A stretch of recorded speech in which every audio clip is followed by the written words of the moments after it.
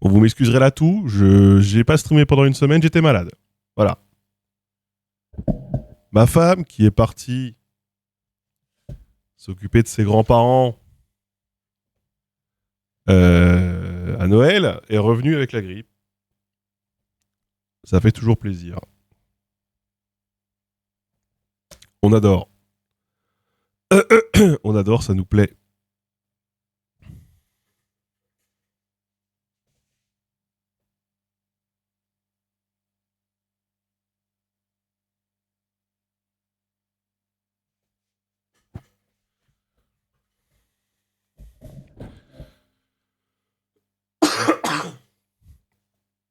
Ah là là. Donc voilà. Donc voilà. Une semaine sans me voir. Vous avez survécu, hein, comme j'ai pu le constater.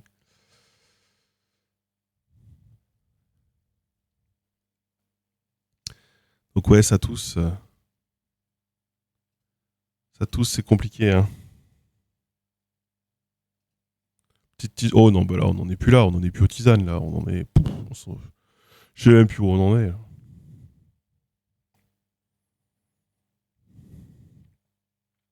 Et ça m'a bien baisé le sommeil, donc je suis en cours de recalage. Je me suis levé à 6h30, donc ça va. Je suis plutôt bien recalé.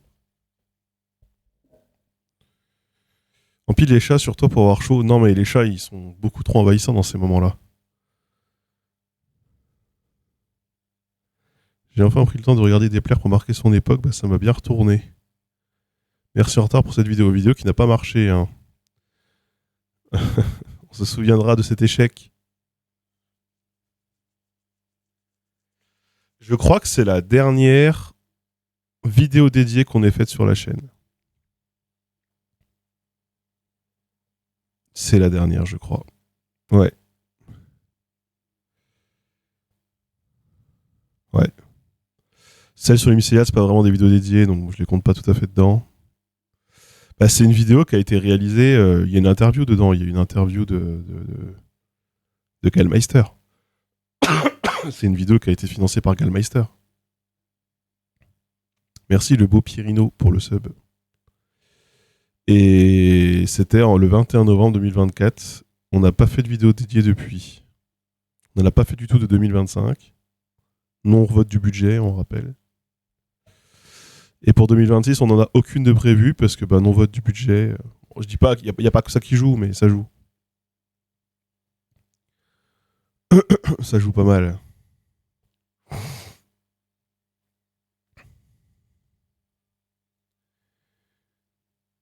Donc, ouais, ça remonte. Hein. Et c'était du coup un four. La vidéo n'avait pas du tout marché. Après, on va pas se mentir que récemment, les vues, c'est pas trop ça, de toute façon.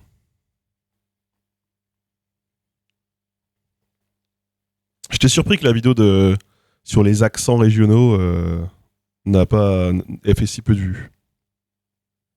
Ça m'a surpris d'ailleurs. Donc là, oui, on vient de sortir la première vidéo de l'année. On verra bien ce que ça donne. Sur l'apprentissage quelle méthode pour apprendre une nouvelle langue. Et on va essayer, on va tester ces méthodes-là. Donc il y a 32 langues. Voilà. Les vues YouTube ou Twitch, les deux. Hein. Les deux. Twitch, ça continue de dégringoler. Vous savez, Twitch, Twitch, ça fait 8 mois. 8 mois où quand je lance un stream, je perds plus de gens que j'en gagne. En nombre de followers. J'ai une balance de followers négative. Je suis en moyenne à moins 1,3 followers par heure. Voilà, sachez-le. Donc on perd des gens. On perd des gens toujours, de plus en plus. C'est la dénatalité. Je suis pas sûr que... Je suis pas sûr que... comment dire... que... je vais y arriver. que Twitch supprime les comptes des personnes qui seraient décédées ou qui ne se connecteraient pas depuis longtemps. Je suis pas sûr. Merci Charpoivre pour le Prime. Je sais pas du tout comment ça se passe en réalité. Je crois que YouTube régulièrement déleste des comptes. Enfin, du coup Google, genre des comptes inactifs. Je vais pas essayer de choper l'intermittence du spectacle, mais comment est-ce que comment est-ce que je pourrais choper l'intermittence du spectacle? Tu sais que l'intermittence du spectacle, c'est fait pour les gens qui travaillent dans le spectacle.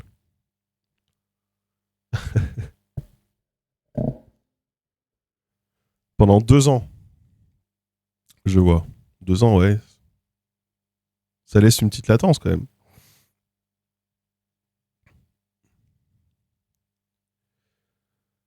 Le projet, ouais, le projet.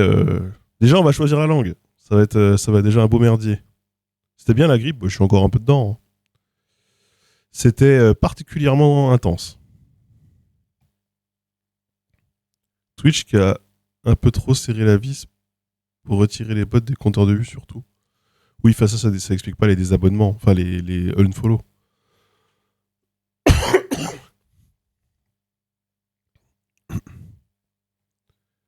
Euh,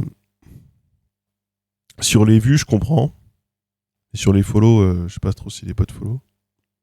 Tu penses à quoi? Non, mais je sais pas. Enfin, j'ai des idées, j'ai des pistes, mais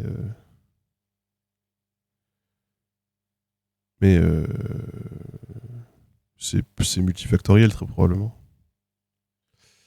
Et je suis plus un créateur très hype, ça c'est sûr. Pas encore fini la vidéo, mais hâte de voir la langue choisie. Il y a des flashcards et Kitalki. Vous êtes plein à me parler des flashcards. Je sais pas ce que c'est, moi. Plus tu vieillis, plus tu ressembles à Astier. Non. Merci Amiante pour le Prime. Plutôt pas, non. Juste des cartes où t'as des notes. Italki, c'est pas. Italki, c'est. Ton prof, il peut te mettre des notes dans le chat, mais enfin, si jamais c'est juste des cartes avec des notes, c'est un truc. Je vois pas en quoi Italki pourrait le permettre ou pas, parce que c'est pas du tout le rôle de... Italki, ils te mettent en relation avec des professeurs. Merci Pompidou 2027. Hélas, je pense pas que ce sera possible. D'ailleurs, j'ai regardé la série docu sur Mitterrand. J'ai regardé la série docu sur Mitterrand de France 2, là.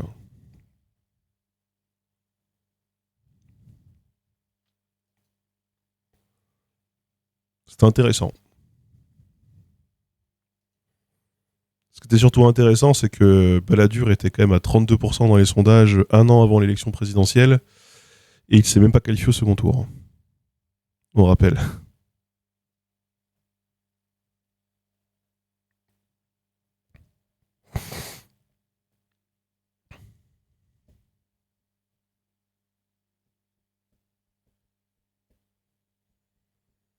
Mais je vois, c'est Anki, ça, l'application qui fait ça. La série sur Pompidou, d'ailleurs, j'ai vu contester, hein, pas mal. Tout le monde n'est pas content que ça existe, hein. Moi, je l'ai trouvé bien. J'ai trouvé bien faite. Un peu hagiographique. Euh, mais en vrai, t'es ok. J'ai vu un commentaire en mode ah blablabla, ça encore, la télé publique, le CNC, blablabla. Alors que quand même, le passé, Vichy, machin, c'est littéralement, il y a 4 épisodes, c'est littéralement tout le premier épisode est sur la jeunesse de Vichy de François Mitterrand. Pourquoi du nouvel académicien des sciences éco? Je sais pas, je les connais pas. Je suis pas les. Si tu crois que je suis les nominations de toutes les académies, oulala.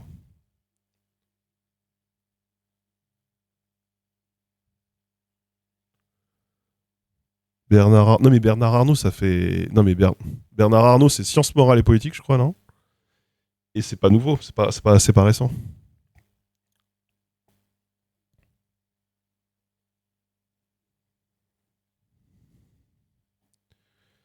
Finlande, j'aimerais beaucoup que les gens choisissent la Finlande. J'aimerais vraiment que les gens choisissent la Finlande. Ça me hyperait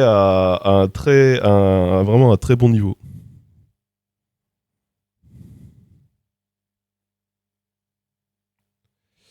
J'adorerais. Mais les gens, enfin, je sais pas pourquoi, je sens qu'ils vont choisir genre japonais ou quoi. Japonais,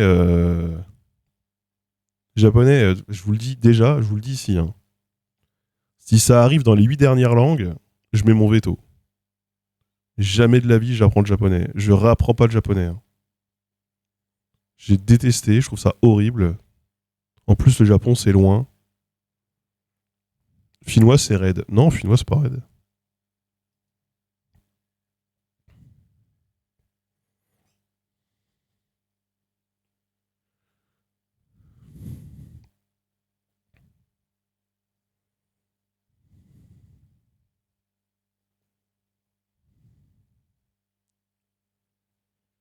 Le gallo, c'est pas dans la liste. Le gallo n'est pas dans la liste.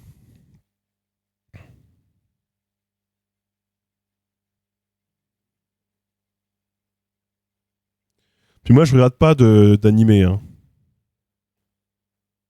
Je regarde pas d'animé, moi. C'est une langue différente de ce qu'on connaît en Europe, qu'on a l'impression que c'est horrible. Le finnois, bah ça va. En vrai, ça va. Breton, t'iras à Brest et basta. Le breton est dans la liste. Le breton est tout à fait dans la liste. Donc possible. Un chinois et un japonais peuvent se comprendre. Ah non, non, bah non.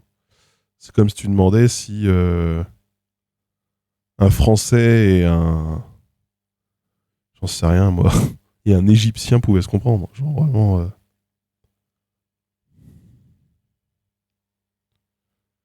C'est. C'est pas tout à fait un parallèle très juste, mais c'est pas du tout une langue de la même famille, donc.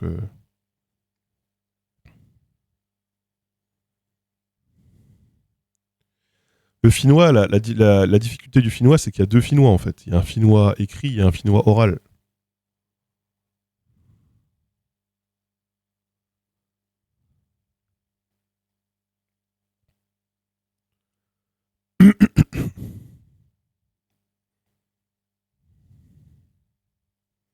Putain, maintenant il y a des coffres et tout, faut ouvrir des coffres.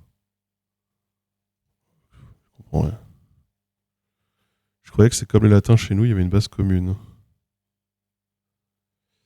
Bah, le latin, c'est une base commune que pour les langues romanes. Ce serait comme un scandinave et un français pour le chinois et le japonais. Non.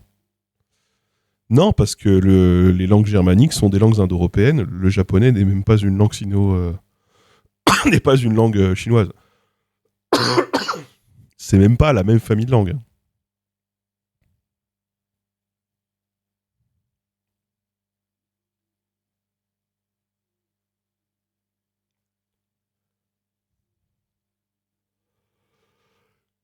Et du coup, Otso, si t'habites en Finlande, est-ce que c'est vrai qu'il n'y a pas de poignée, il y a pas de poignée sur les fenêtres en Finlande? Merci Scrouillot pour le sub. J'ai vu ça, ça m'a paru délirant. T'as plusieurs poignées, genre t'as des poignées amovibles et tu dois ouvrir toutes tes fenêtres avec la même poignée.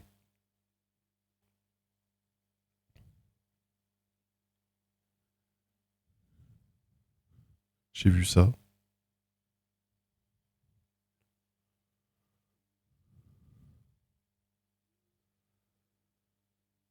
Bien sûr que j'ai des shorts de l'influenceuse franco-laponienne, évidemment.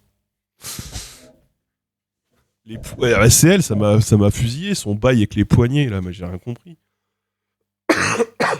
Ils ont des clés de berne. Au lieu d'avoir des poignées sur les portes, ils ont des clés de berne et ils doivent utiliser leurs clés de berne pour pouvoir ouvrir leurs fenêtres chez eux.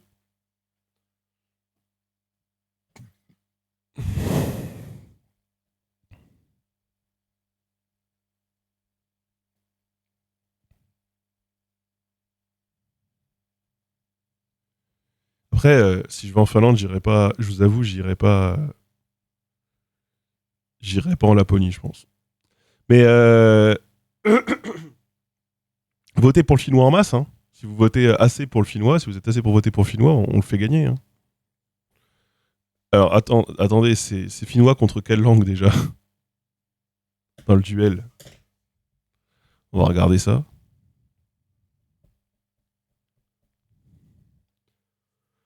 Je vais regarder ça.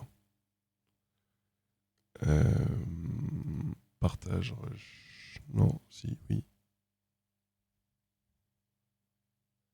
On va regarder. C'est où qu'on vote? Alors déjà, vous pouvez voter en commentaire. Déjà, vous pouvez laisser en commentaire pour le nom de la langue dans la vidéo YouTube, sous la vidéo YouTube en commentaire.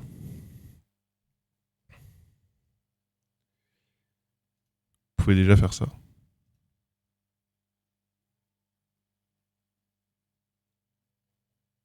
Pourquoi c'est pas là?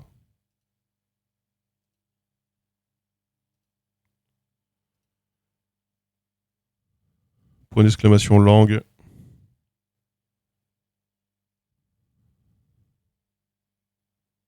Ah merde.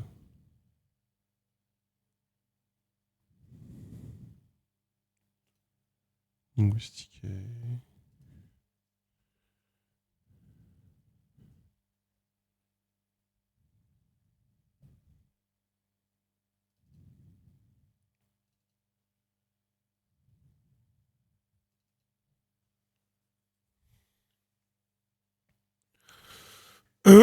Et après, ça se passera sur Insta, sur YouTube. Enfin, en fait, il y aura des sondages en short. En mode, est-ce qu'on apprend une langue ou est-ce qu'on l'apprend pas? Si vous votez pour on l'apprend, bah, ça fait des points. Et après, c'est un battle royale, quoi. Putain, mais j'avais pas enregistré cette image.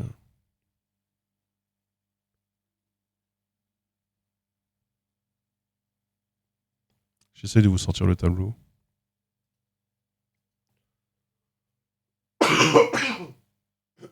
Vache. Ça fait de la colle dans les bronches, quand même.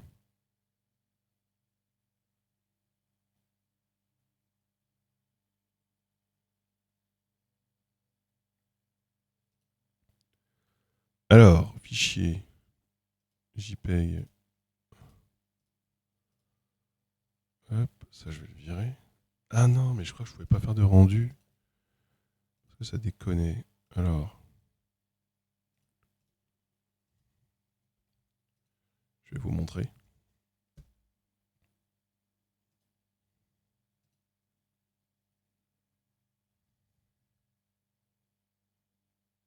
Est-ce que ça a marché? Parce que j'ai des problèmes. After Effects, je sais pas pourquoi. Aux fraises, le logiciel. Aux fraises de fou, vraiment. Non, bah ça marche pas. Je peux pas rendre une image.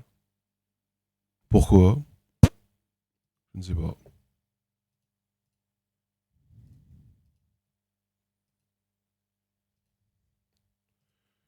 Putain, c'est vraiment de la merde ce logiciel. Vraiment de la merde.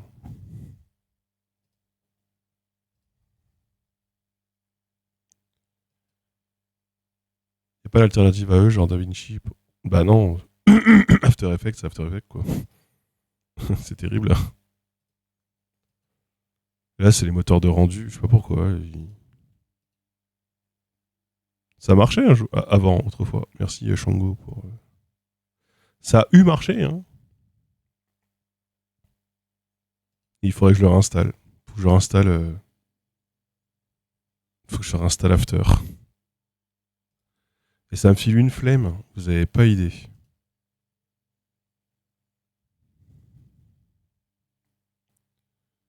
C'est la suite. Ah oui, bien sûr, c'est la suite Adobe, évidemment.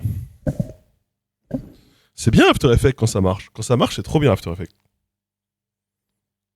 Et en fait, moi, tout marche, il est rendu qui marche pas.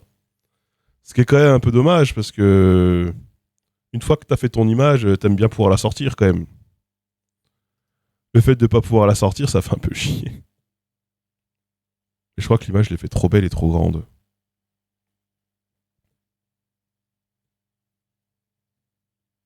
Donc,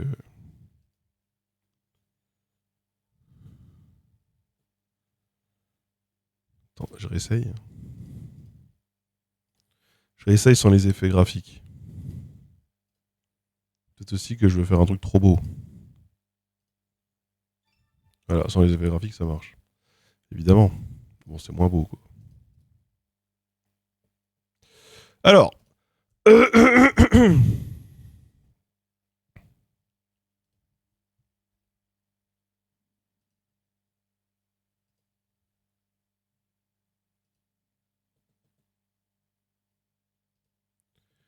alors.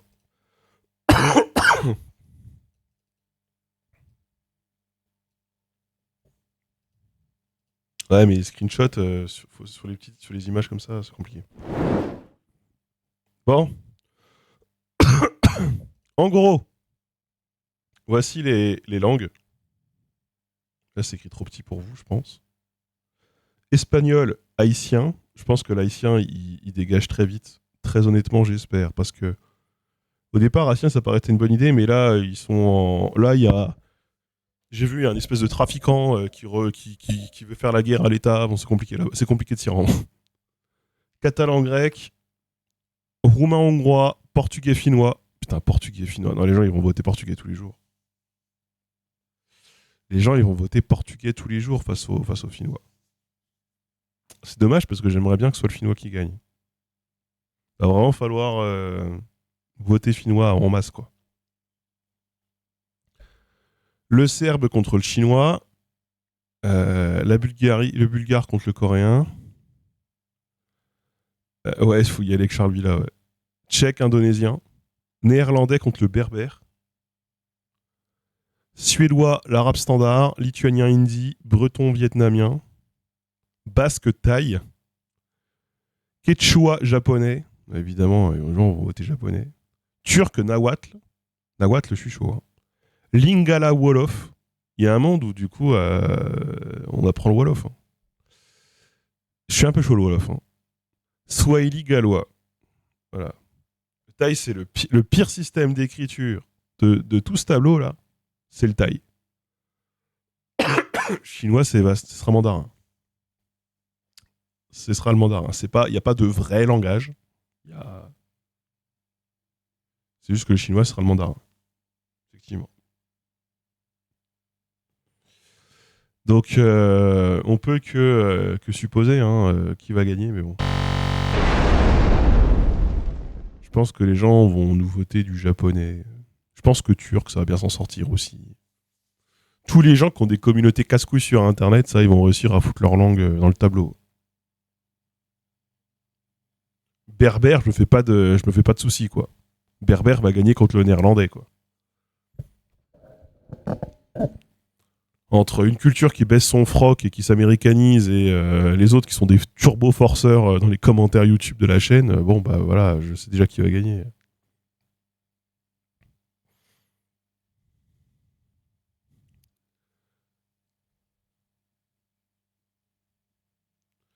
Faut des forceurs. Faut des forceurs. Sinon, après, il faut que je. Enfin, après, il y a des. Je vais faire. Là, du coup, j'ai écrit les 32 shorts. On en a tourné 8 déjà. Où je présente à chaque fois un peu la langue. On demande aux gens de voter. Mais non, mais ouais, les Portugais, ils sont. Je suis un peu triste parce que finnois, je serais vraiment chaud de fou. Mais bon. En plus, bah là, le groupe que vous êtes en train d'écouter, c'est un groupe finnois, là. J'écoute tellement de musique de Finlande. Vraiment.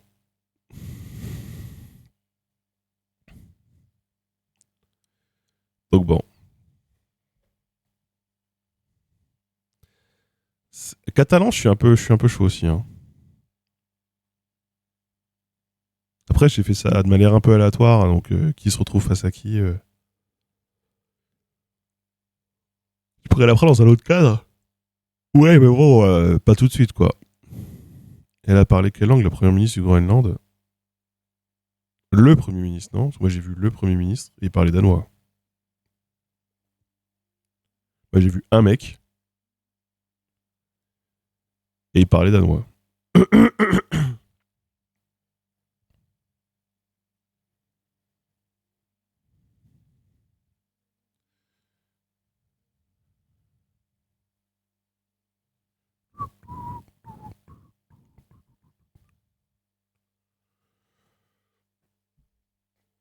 Après, je la suis, là, aussi, l'influenceuse groenlandaise, là.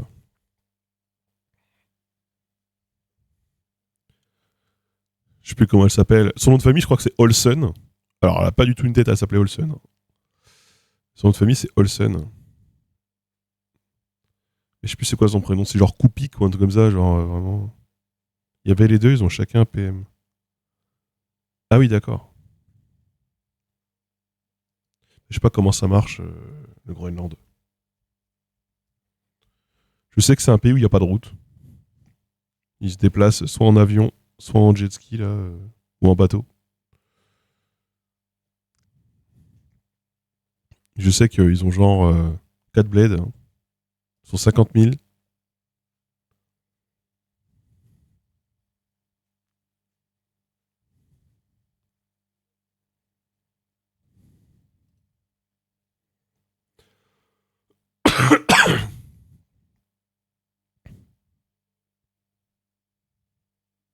Je pas en jet ski, mais en motoneige, les trucs là. Le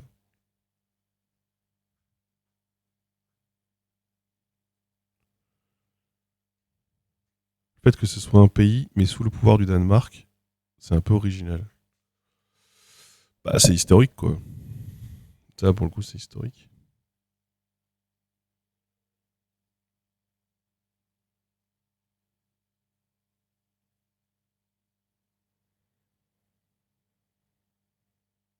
C'est pas très surprenant. Je trouve pas ça très surprenant.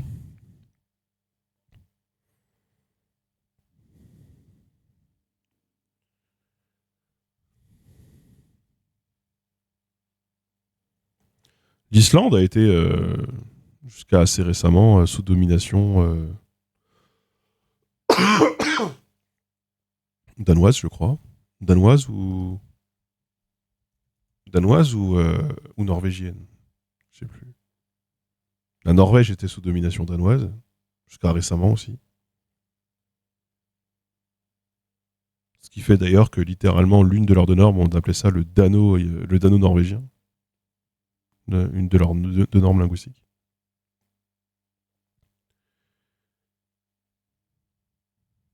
Voilà, bah c'est depuis l'Islande et le Danemark étaient liés jusqu'en 1944. Voilà.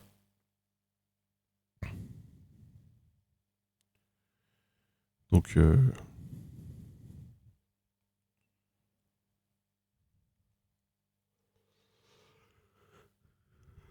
jusqu'à ce que l'Islande passe de royaume à république.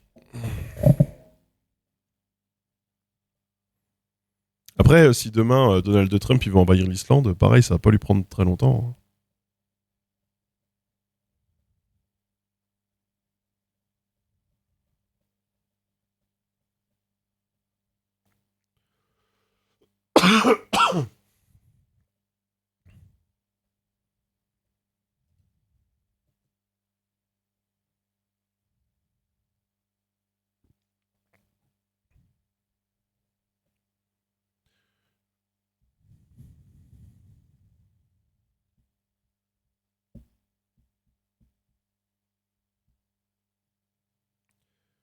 Apparemment, je viens de regarder le Groenland.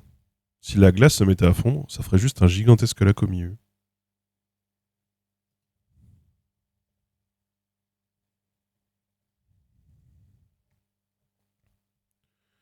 C'est vraiment une terre où il y a rien, le Groenland. Quand même. Enfin, il y a rien. Il y a plein de trucs dans le sous-sol, quoi. Il y a plein de ressources naturelles. Il y a plein de ressources minières. Euh, mais c'est vide, quoi. C'est vraiment vide.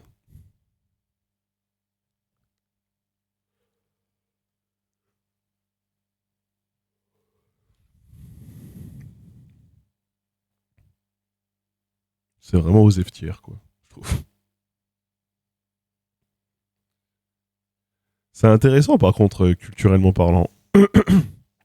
En fait, quand tu regardes, c'est le seul pays dans le monde, seul territoire du monde, où la majorité de la population parle une langue polysynthétique. Je crois que c'est le seul pays du monde. Enfin, le seul territoire du monde où c'est le cas.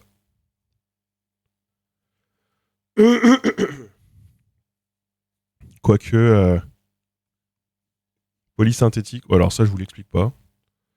C'est les langues polysynthétiques sont des langues agglutinantes plus plus plus.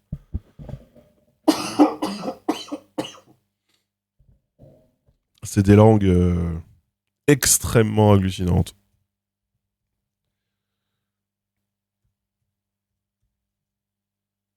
Pourquoi ça marche? Pourquoi il n'y est pas sur Wikipédia? Langue polysynthétique.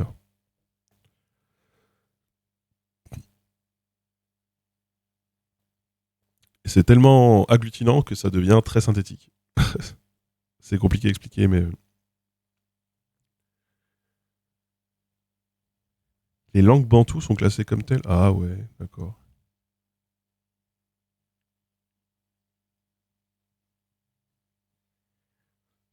Ça reste bloqué là, c'est chiant. Et en gros, souvent, c'est comme ça qu'on explique, c'est qu'une langue polysynthétique, c'est une langue où tout n'est que des agglomérations de racines, et où avec un seul mot, du coup, très long, tu arrives à clairement définir ce que nous, on définit en une phrase. Par exemple, le mot Atarsinangorpok en groenlandais oriental veut dire il lui devient possible de partir. Composé de attaque qui veut dire partir, sina pouvoir, ngok devenir, pou indicatif, que troisième personne. Il y a une connexion entre les bantous et le groenlandais. Oula non. Ils sont un peu loin les uns des autres.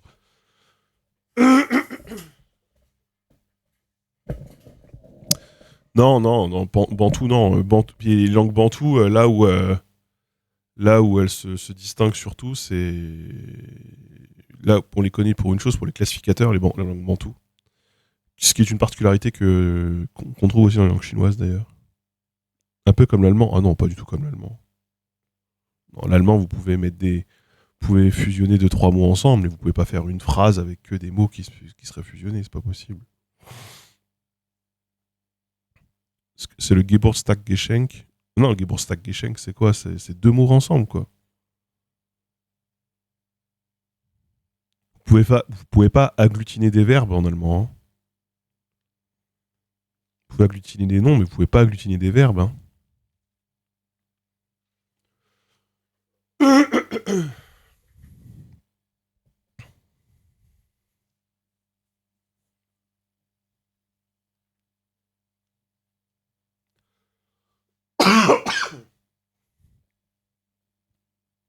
Ça aurait pu être une famille très ancienne. L'agglutinance, c'est un critère purement fonctionnel. Ah oui, non, c'est un critère typologique. Oui, c'est pas du tout un critère phylogénétique, non.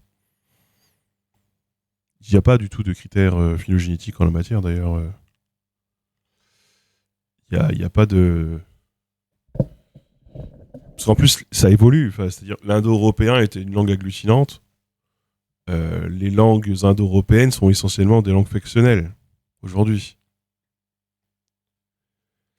Le chinois est une langue isolante.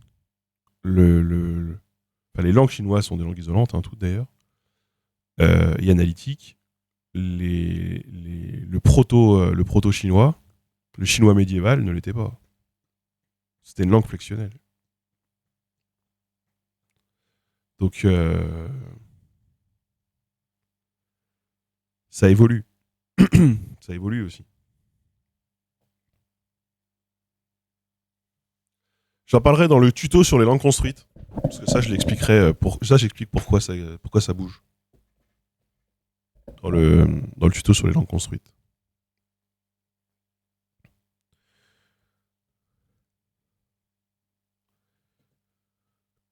Oula, je mets la tête d'un coup.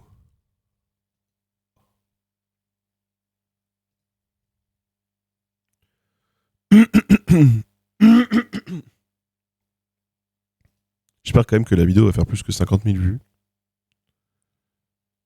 J'espère. Je la trouve vraiment stylée graphiquement. C'est Léa qui l'a. D'ailleurs, ce que j'ai crédité Léa. Oh, je vais pas créditer. Merde. Montage de points. Et un shadow.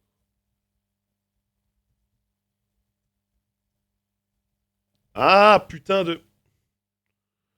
Je sais pas comment je me suis démerdé. J'ai ouvert la console et j'ai supprimé la description. Putain de merde.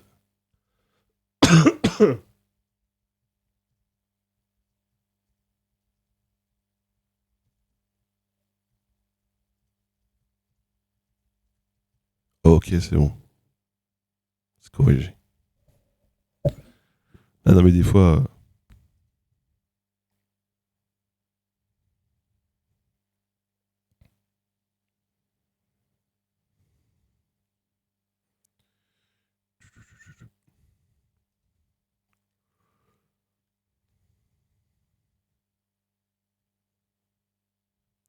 Donc on verra c'est quoi les langues les plus choisies, ouais.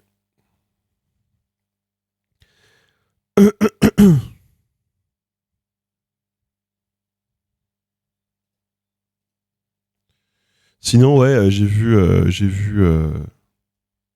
Trump Groenland, bien sûr. Chat d'Iran, bien sûr. Alors, l'Iran, je suis de très près. Hein. J'ai évidemment vu Mathilde Panot aussi en matinale refuser de dire que Nicolas Maduro est un dictateur une nouvelle fois. Ah, putain. Elle paraît tellement campiste, en fait. Je sais pas comment elle se démerde. Parce que c'est évident que l'autre, il va lui poser la question. Il va lui tendre un piège. C'est évident. C'est parce quoi avec le chat en Iran? Bah, en ce moment, il n'y a pas de chat en Iran. En ce moment, il y a le régime des ayatollahs. Mais du coup, il y a. C'est comment il s'appelle Reza Pahlavi, qui est actuellement en exil aux États-Unis, très proche des milieux néoconservateurs américains, qui a dit bah, hey, les bros, moi je suis dispo pour reprendre le pays. Et donc, on est en train de nous faire croire, et en train de nous expliquer, à grand renfort d'interviews, de gens qui sont en exil depuis 20 ou 30 ans, que le salut pour l'Iran, c'est le retour de la monarchie. Euh, et c'est vrai qu'il y a des gens qui attendent ça. Hein. C'est vrai qu'il y a des gens qui attendent ça. Et le régime des mollahs a l'air d'être vraiment en train de se casser la gueule quand même. Ils ont coupé Internet et tout. Il y a des manifestations monstres et tout. Et les Américains, et on peut le dire de manière générale, les Occidentaux forcent pour que ce régime se casse la gueule et que lui succède, bah effectivement, ce serait pas mal. Le roi d'Iran, le prétendu roi, le prétendant au trône le prétendant au trône d'Iran, qui est un Américain mental, en exil aux États-Unis du coup depuis des décennies. Euh, Lui-même très prompt à faire la paix avec Israël. Voilà. Merci Blacka pour le sub. Le truc, c'est que voilà, il a pas de parti politique sur place.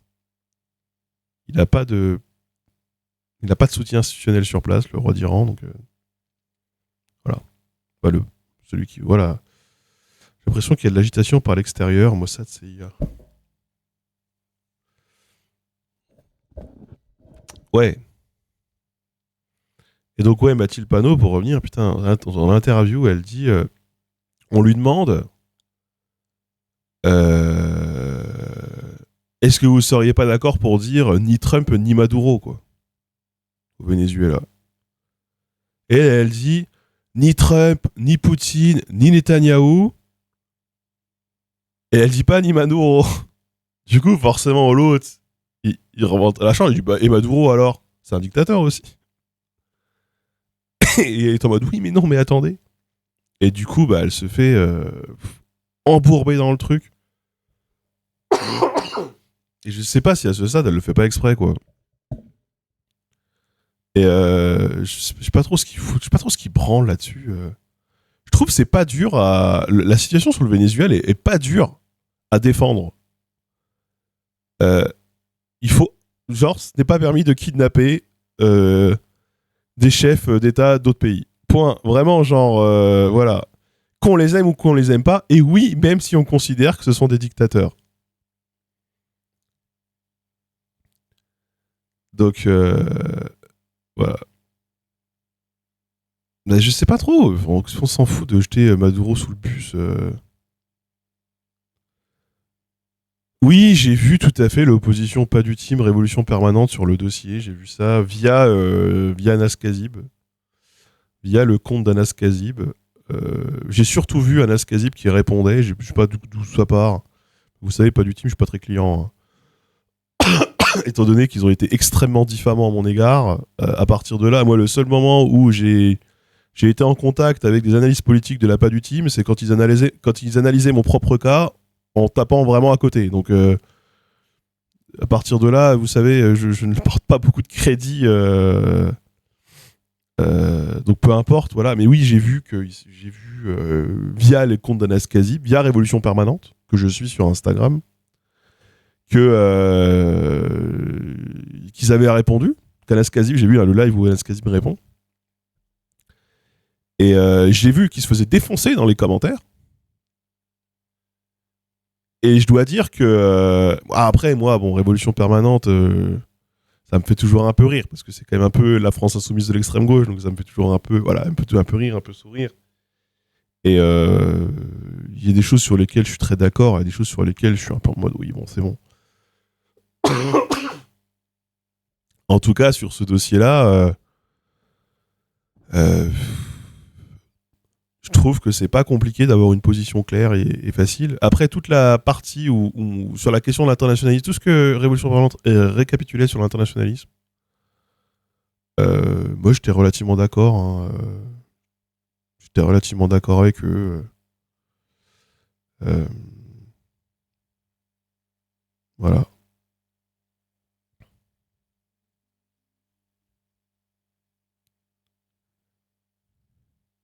Ouais, les USA, ils ont eu un précédent de fou, ouais.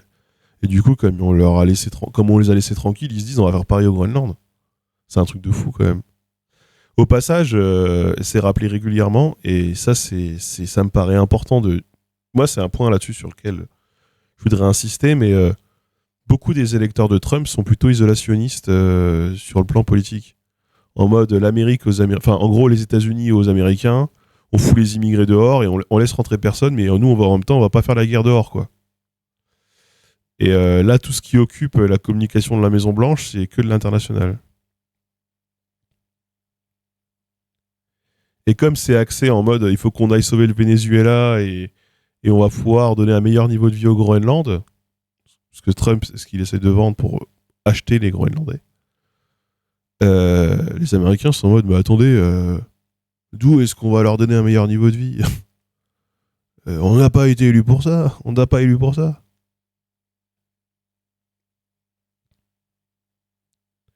Moi, ce qui m'étonne, c'est les attestations sauvages par l'ICE aux USA. Tu parles par exemple, de René Good, là. Alors, moi, ce truc-là, moi, ça m'a tabassé. Est-ce qu'on peut juste s'attarder 2 secondes sur René Good, là? Parce que du coup, j'ai regardé Nécessaire Podcast, etc., bien sûr. Ça vous rappelle rien une personne au volant d'une voiture face à des forces de l'ordre qui décide de partir, qui se prend une balle, qui meurt, et la défense des autorités, c'est elle a essayé de nous rouler dessus. Une défense qui est absolument intenable quand on a la vidéo. Et nous, on est en mode en France, ah bah si ça se passait en France, non mais si ça se passait en France quoi, ça s'est passé en France. Et les gens, ils ont bandé sur la police et ils continuent de bander sur la police. Est-ce que ça vous surprend que les gens, ils bandent sur l'ICE aux États-Unis en disant, bah non, bah, elle avait pas qu'à pas être là, elle s'est mise en danger toute seule, c'est elle qui a décidé elle-même de se tuer, avec l'espèce de Gestapo qui dit, bah nous on est dans notre bon droit, quoi. Qui est-ce que ça surprend? Parce qu'en fait, en réalité, la rhétorique c'est la même, hein, que sur l'affaire Naël. Aucun rapport, elle est pas racisée. Bah non, je suis désolé. Sur la question la question du setup plus la question de la défense pour justifier l'injustifiable, C'est la même. C'est la même. Après, les motivations n'étaient pas les mêmes. Genre, Naël, c'est un délit de fuite à la base, suite à un contrôle, blablabla. Peu importe, j'ai envie de vous dire. Ce que je vous dis juste, c'est que la police qui tue quelqu'un qu'elle ne devrait pas tuer, en disant oui, mais il a essayé de nous foncer dessus, alors que ce n'est pas le cas. Ça s'est passé en France, c'était l'affaire Naël, et ça s'est passé aux États-Unis, c'est ce qu'on vient de voir.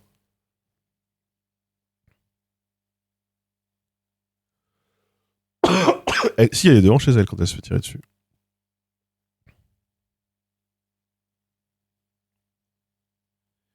Non, mais enfin, vous voyez. Et donc, le fait que maintenant, les Américains s'arrachent la tête pour savoir est-ce que la Gestapo a bien fait de lui tirer dessus ou pas, c'est un peu ça le délire, hein. Euh... Bon, j'ai envie de dire, bon, ça se passera en France, on aurait les mêmes débats, et ce serait tout aussi irrationnel. Voilà. Parce qu'en fait, on a déjà connu ça.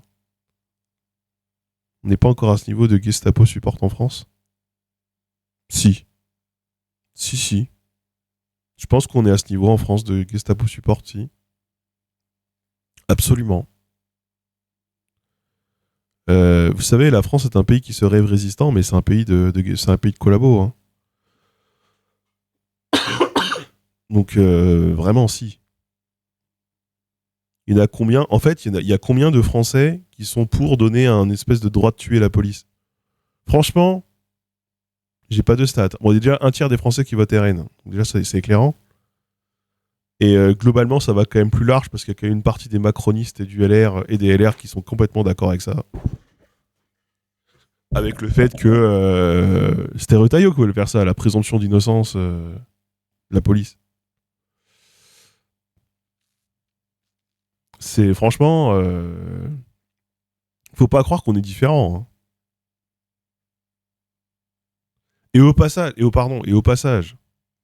enfin, excusez-moi, mais le fait qu'on soit quand même dans un putain de pays où il y a des commissions parlementaires qui sont faites pour enquêter sur des liens entre la gauche et l'islamisme ou je ne sais pas quelle connerie, et des puissances étrangères qui n'existent pas, pour bien vérifier que c'est des ennemis de l'intérieur et que ces gens qui supportent et qui veulent que ces commissions d'enquête se passent, soit dans des partis qui, pour le coup, reçoivent de l'argent de la Russie et sucent l'habitat Trump tous les matins, c'est un délire. C'est un délire absolu. Vraiment.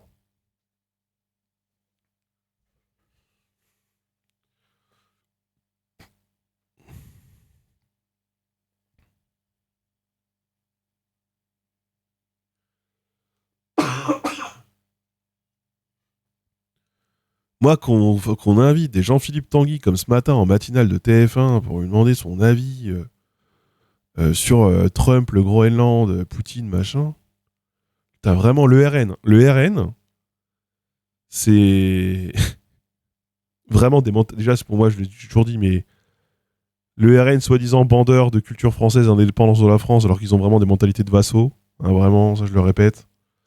C'est des gens, ils prennent l'argent de la Russie pour sucer Trump. Enfin, vraiment, au bout d'un moment.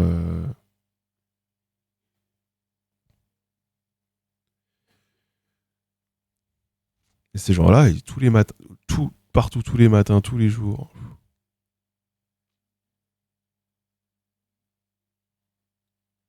Ils ont dit, je sais plus quelle dinguerie en séance cet après-midi, Tanguy a dû s'excuser. Sur le Rwanda, le gars qui a fait, qui a fait les allusions aux Tutsis et Hutus, là. Ouais, j'ai vu, putain. Cyril Châtelain qui a demandé quand même à ce que. Ouais. Est-ce que ça ne passe pas, quoi? Ouais, bah ouais. Sarko 2 qui prend l'union des droites encore une fois. C'est normal, Sarko a envie que l'extrême droite soit élue pour qu'il se fasse gracier par l'extrême droite. C'est son plan. Le plan de Sarko, c'est ça. C'est une grâce présidentielle par l'extrême droite. Ah, Louis Sarko. Ah, mais lui, de toute façon, c'est le demeuré de la famille. Oui. Donc, non, mais c'est vraiment des vassaux mentaux, hein. C'est comme leur bail de vouloir supprimer l'audiovisuel public. Vraiment. Bah, c'est bien. Du coup, on va regarder que des Marvel et puis on va consommer que de la culture américaine. Du coup, ce sera très bien. Ça. Parfait. Moi, putain, il y a un agriculteur que je suis sur Insta et en plus, il a pas l'air bête et tout. Et il disait, moi, je suis pour privatiser l'audiovisuel public. Il disait, il y en a marre de ce pays, on a tout libéralisé, ils veulent libéraliser l'agriculture, c'est vraiment des fils de pute. J'étais en mode d'accord. Et après, il est en mode, ouais, il faut supprimer l'audiovisuel public, faut supprimer ci, faut supprimer les aides, faut supprimer machin, il y a trop d'assistés. J'étais en mode, mais alors du coup, qu'est-ce qu'on va venir t'aider? Bon, bah, soyons cohérents. Putain, vraiment, sur le plan politique, les agriculteurs, je ne comprends pas, je ne comprends pas. Je suis aussi perdu que Marx face au sujet des agriculteurs, tel qu'il l'était au 19e. Vraiment, bon. J'en ai fait deux shorts. C'est pas le ouin de l'Académie sur les plaques parisiennes, c'est le ouin du Conseil des... Enfin, d'une association qui s'appelle Francophonie Avenir. J'en ai fait deux shorts que je t'invite à voir sur Insta et sur YouTube.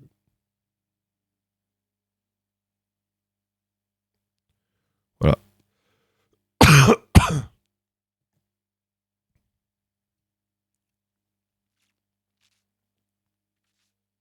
La révolte anti-Mercosur, c'est fini, ils ont eu des garanties apparemment. Apparemment, ils ont eu des garanties de l'État. Il n'y a pas de budget. Et l'État leur a dit on va faire ci, on va faire ça. Notamment, ils veulent flexibiliser les quotas d'abattage de loups. Gros bail, hein, ça. Hein. Ah, putain. Les éleveurs sont pas contents à cause des loups. Il y a 3 loups en France. Ils s'attaquent certainement pas aux vaches, d'ailleurs.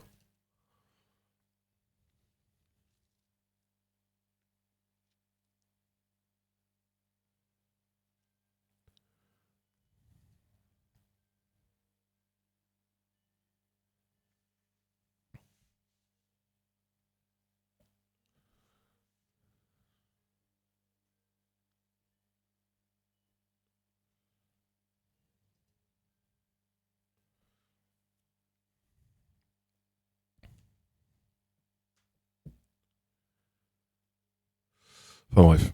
Écoutez, hein.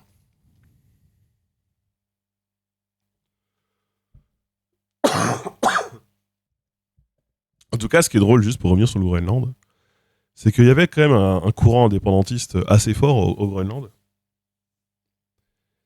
Et depuis que Trump il veut prendre le Groenland, ils sont tous en train de devenir plutôt pour le Danemark et plutôt pro-européens. Tech non sourcé, mais je suis sûr que c'est vrai. T'as plus d'animaux de ferme tués chaque année par des chasseurs bourrés que par les loups ces 50 dernières années. Je sais pas, peut-être. Ouais.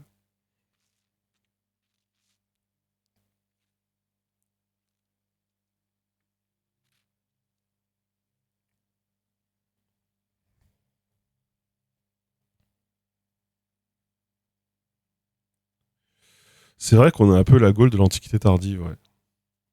En vrai, un peu.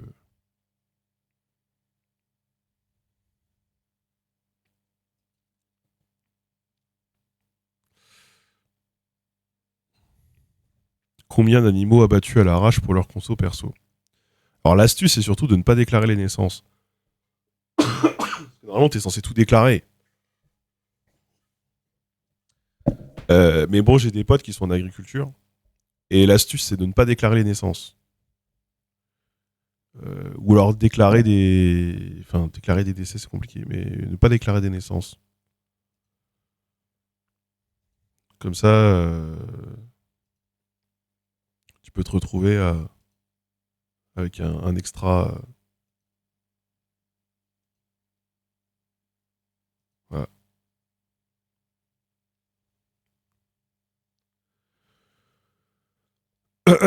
Bah, apparemment, ça se fait surtout sur les cochons. Genre les vaches, c'est compliqué. Mais les cochons, apparemment, c'est facile.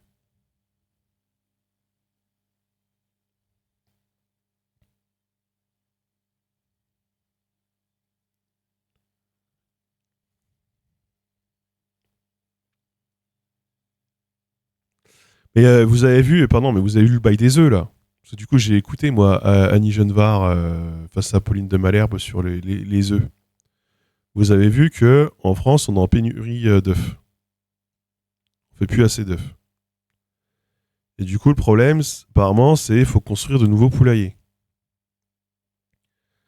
Mais en fait, j'écoutais un représentant pour le coup syndical de la filière et il expliquait que en fait, le problème, c'est pas du tout de construire des nouveaux poulaillers. Alors du coup, parce que maintenant, ça devient un axe pour il faut flexibiliser, loi du plomb, machin, pour avoir des plus gros poulaillers, faire plus d'œufs au sein des mêmes endroits, en gros densifier, et du coup, en fait, réduire le bien-être animal, globalement. Et en fait, il y a quelqu'un d'autre qui disait, mais en fait, non, c'est surtout que les Français se mettent à beaucoup consommer d'œufs en ce moment, parce que les Français n'ont plus les moyens d'acheter de la viande. Donc, comme les Français n'ont pas les moyens d'acheter de la viande, ils achètent des œufs. Ils ont plus de sous. Et on va pas se mettre à produire, à construire des poulaillers maintenant qui vont sortir de terre dans 4 ans, ou dans 3 ou 4 ans, pour multiplier la demande d'œufs. Parce qu'en fait, si demain le pouvoir d'achat des Français remonte, les Français, au lieu de se faire des omelettes, ils vont se faire des steaks, quoi.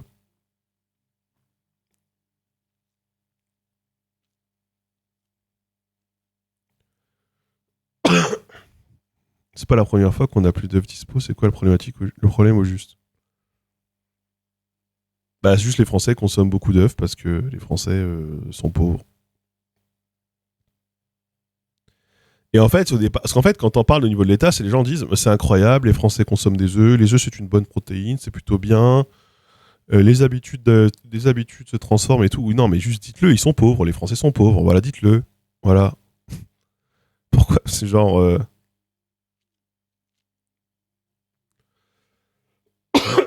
Et du coup, il y avait un autre agriculteur qui disait moi, je ne change pas mes capacités de production. Ils disent oui, certes, il y a plus de demandes et je vends tout beaucoup plus vite qu'avant. Et si je produisais plus, je vendrais plus. Mais il dit ça se trouve demain, je produis plus, je vends pas plus. Il disait l'œuf c'est trop variable. C'est vraiment un coup à se faire baiser ça.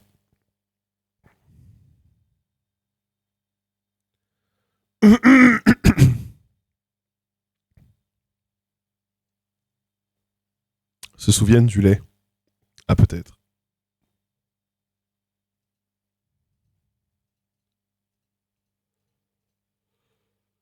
C'est bien possible.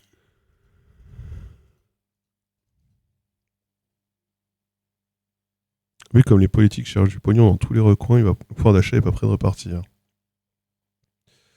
Non, le RN vient de refaire voter là quasiment 5 milliards de baisse sur les collectivités là. Toujours la même bail de toute façon.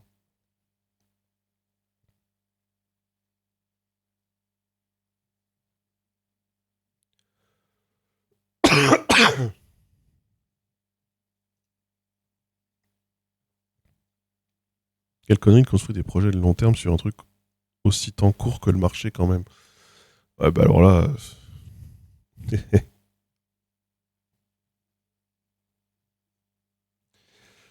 Ça, c'est pas moi qui vous dire le contraire. Et les Français ont plus de thunes, c'est pour ça qu'ils mangent des œufs. Et d'ailleurs, c'est aussi pour ça que les Français font de plus en plus recours à l'autosubsistance et foutent des poules chez eux. Hein. Il y a aussi. Bon.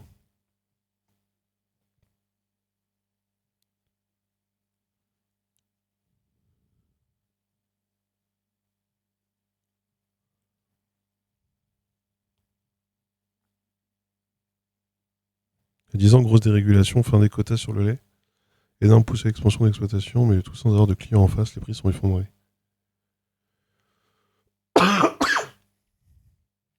Eh ben, quelle histoire. Reconnaître une crise, c'est créer la crise.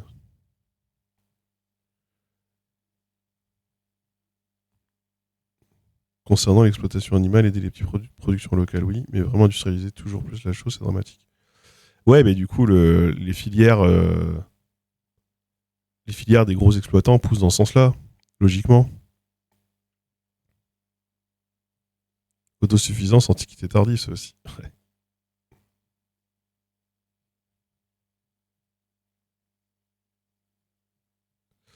Ouais.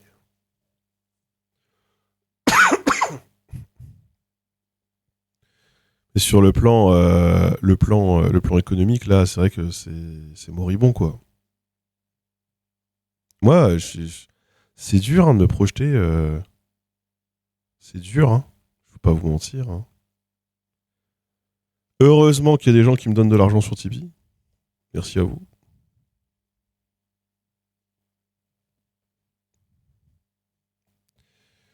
Merci, merci, parce que ça me sauve.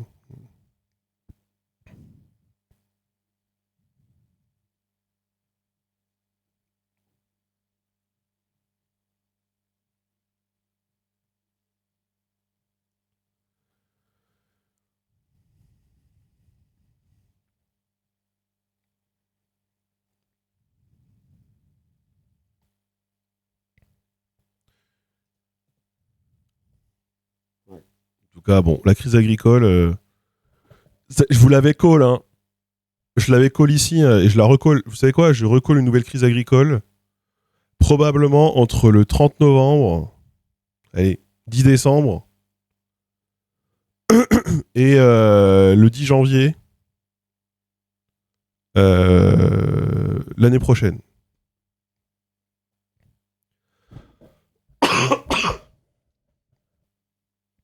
Je vous le dis.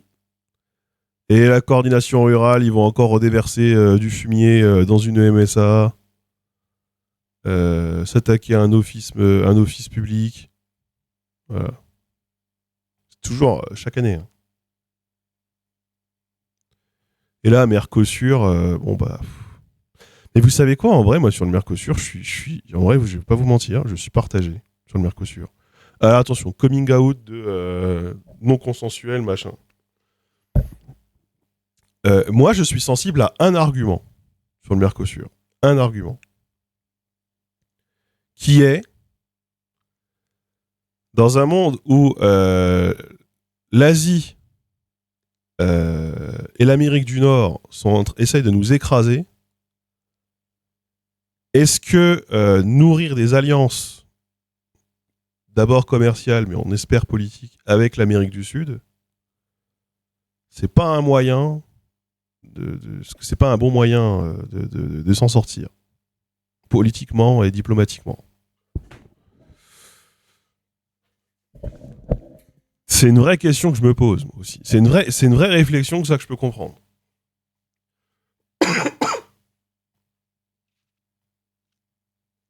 La période de Noël fait mal aux agriculteurs, mais c'est aussi les seuls moments où ils peuvent venir, les agriculteurs. Les céréaliers,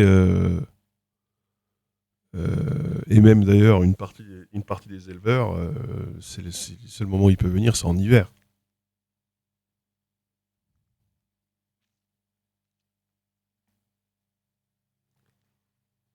Les accords déjà existants avec l'Amérique du Nord, ça tient toujours.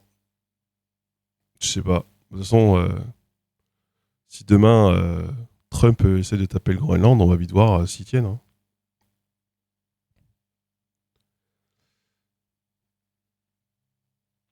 Ouais, bah je sais, Bardella, il fera de nous des vassaux. C'est vraiment. Pour moi, c'est eux les agents étrangers. Hein. C'est un truc de fou, comment les gens ne le voient pas, quoi. Vraiment. Putain, c'est vraiment Maréchal Pétain qui nous explique que ça y est, la France va renaître, alors qu'on contrôle que la moitié, que ça s'appelle Vichy, et que toute notre élite politique est dans une putain de ville thermale de merde, à sucer les boules des Allemands, quoi. Vraiment, je comprends pas, quoi. Vraiment, ça me dépasse. Ça me dépasse.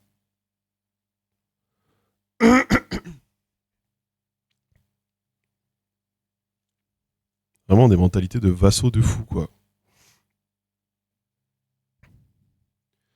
Alors, on est dans un sujet super complexe. Il faut que je case l'unboxing HelloFresh dans tout ça. Hein. Je vous préviens, à tout moment, ça arrive. Hein. Je vois le message là popper dans le chat. Parce que j'ai enfin reçu ma commande. Qui n'est pas tout à fait ma commande d'ailleurs.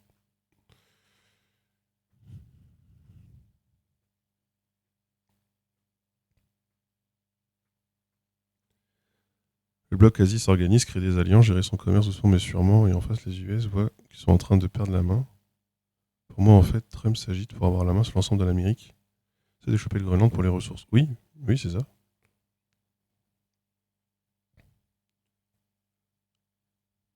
La révolte paysanne, t'as peut-être un an pour HelloFresh. Eh bien, allez.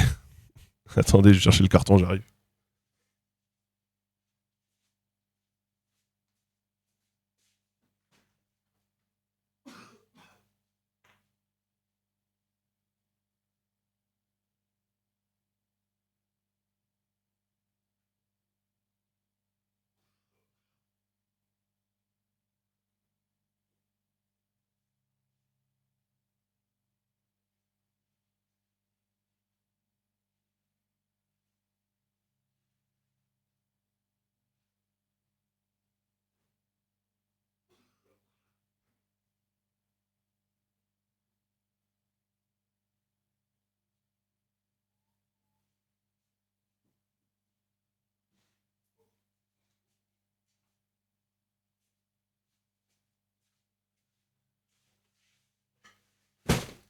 Et oui, je sais, le carton est déjà ouvert.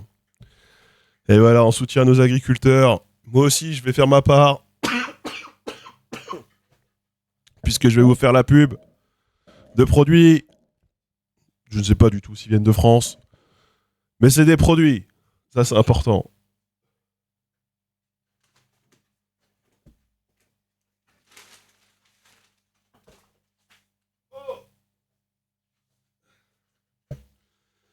Alors, comment ça se présente, HelloFresh? Vous avez un carton, comme celui-ci, que vous ouvrez. Vous avez plein de sacs dedans. Vous avez une enveloppe dans laquelle vous avez vos menus. Et alors, qu'ai-je choisi? Alors, il se trouve, fun fact, que je n'ai rien choisi de tout ça. C'est le site qui a choisi pour moi. Et ça va. Nous avons des nouilles au bœuf sautées à la taille. D'ailleurs, il faut savoir que, je vous le conseille, hein, vous prenez un classeur et vous mettez tout dans votre classeur. Voilà. Nous avons de l'orzo crémeux, champi porc haché. Oh, je l'ai déjà essayé, cette recette, elle est très bien. L'orzo, c'est une sorte de pâte qui ressemble à des grains de je sais pas quoi. Voilà. Tarte tatin d'oignon, probablement ce qui me hype le moins, mais pourquoi pas, à la burrata. À chaque fois, il y a une petite salade, hein, c'est très équilibré. C'est des pâtes en forme de riz, exactement. Le plat que j'aurais pu faire tout seul, des galettes bretonnes, des galettes paysannes au lardon fumé, avec de la sucrine. Ça me hype de fou. Poulet pané façon katsu japonais. Faut savoir que je bouffe surtout des. Alors, normalement, quand je choisis moi, je prends que des trucs asiatiques. C'est des trucs que sinon je fais pas. Moi, je prends surtout des recettes que je ferais pas autrement. Et le gratin de chou-fleur au lardon gouda, histoire de bien péter. Et ensuite, vous avez. Alors, vous avez tout bien expliqué. Hein, vous avez évidemment toutes les étapes. Tout est expliqué, bien sûr. Ensuite, comment ça se présente? On va regarder si les champignons sont français, tiens. Vous avez un sac avec un code, vous avez tout dedans. Tout est conditionné, voilà. Vous avez l'ail, par exemple. Alors, l'ail, la première fois, moi, j'avais fait toute la tête d'ail dans un plat. En fait, non, la tête d'ail, elle est censée durer une semaine. Mais bon, j'aime trop l'ail, je pense.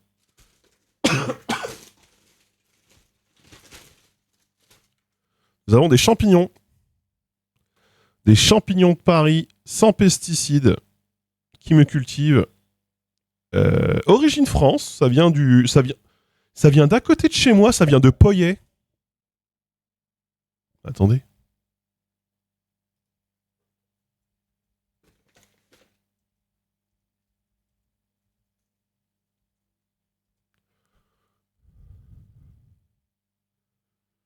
Attendez, c'est là où je crois que c'est?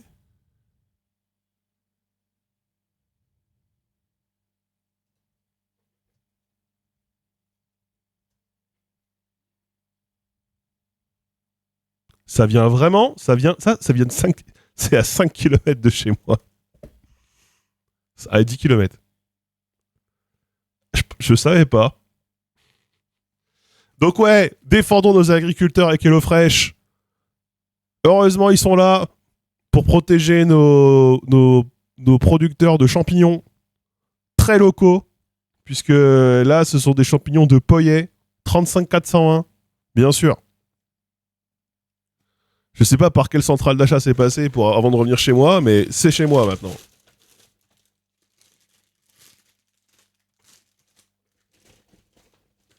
La crème fraîche. Il y a tous les ingrédients, il y a tout sauf les œufs. Les condiments, non, les condiments, alors il y a juste pas l'huile, mais les condiments sont fournis. Il y a pas l'huile, il y a pas le sel, il y a pas le poivre. Mais sinon, bah attends, je peux te montrer. Ça, par exemple, c'est la crème. La crème, elle vient d'où? France. France où, je sais pas. La crème est française. La viande. Le porc français. Produit en France.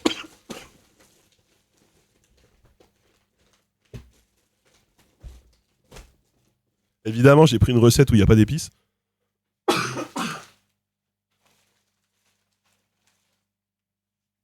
Tu vois, par exemple, même la sauce soja, elle est fournie, quoi.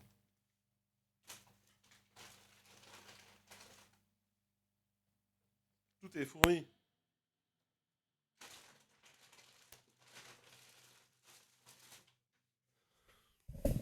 Est-ce que les cacahuètes sont françaises? Les cacahuètes, peut-être pas.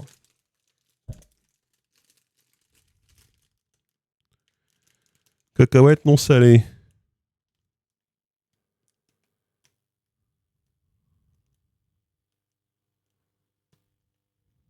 Peut contenir des traces de fruits à coque. Oh oui, ça peut. Je crois que c'est néerlandais. Je suis pas sûr. Non, pas néerlandais. C'est écrit en néerlandais aussi.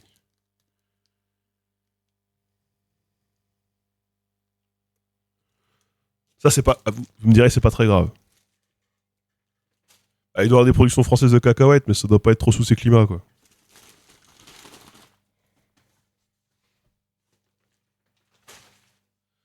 Donc voilà, HelloFresh, vous avez,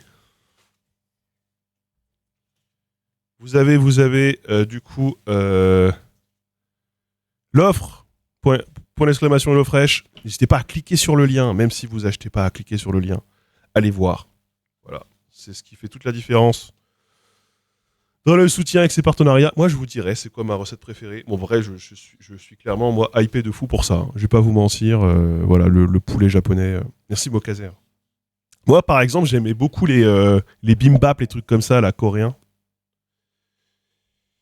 Et sachant que moi, j'ai pas pris de recette avec. Je prends pas de recette avec des extra ingrédients ou des extra prix, parce que des trucs que vous pouvez rajouter pour 3 balles de plus. Genre, vous pouvez rajouter des burgers de fou, des trucs au saumon et tout.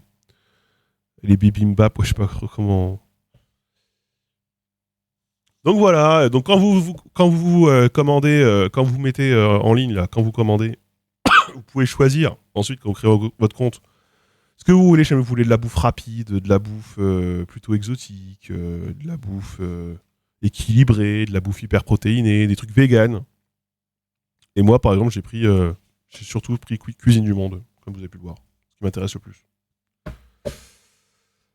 Voilà pour cette prise de parole. J'espère vous aura plu. Soutenons nos agriculteurs, c'est important pour qu'on puisse avoir des champignons de Poyet dans nos box HelloFresh, bien sûr.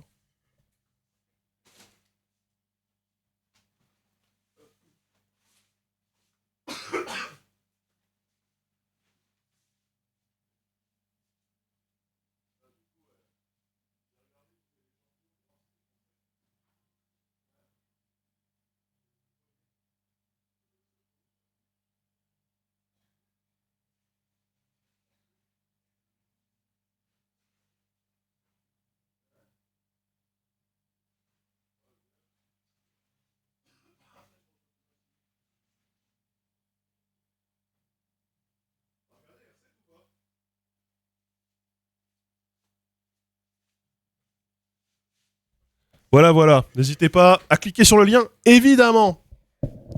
Très important. On a été rapide hein, comme prise de parole, peut-être un peu trop. Tu sais qu'il y a même de la mozzarella de De Bufflon dans le 35? Non, je ne savais pas. Je sais qu'il y a du bambou par contre.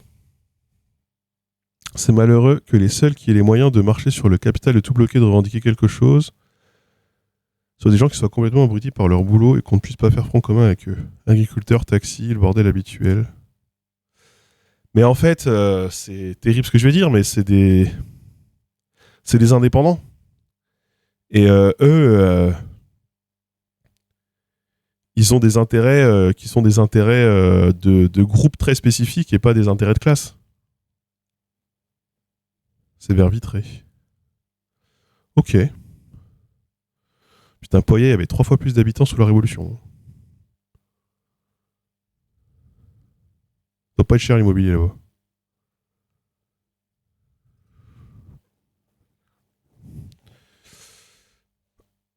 Bah, tu sais, les taxis, j'ai pris la dernière fois que j'ai pris le taxi, c'était il y a 1 an, Miss-Eliade, et je parlais de la crise agricole avec le taxi. Et le gars, son discours, c'était juste en mode l'URSSAF pète les couilles, on devrait payer moins de cotisations. Alors que, bah, comme beaucoup probablement, ce mec, putain, juste Poyet, il y a un Poyet qui est à côté de Poyet, c'est à côté de Poyet. Il y a Poyet en parenthèse, Poyet en Ille-et-Vilaine, et à une quinzaine de kilomètres de Poyet, même orthographe, dans la Manche.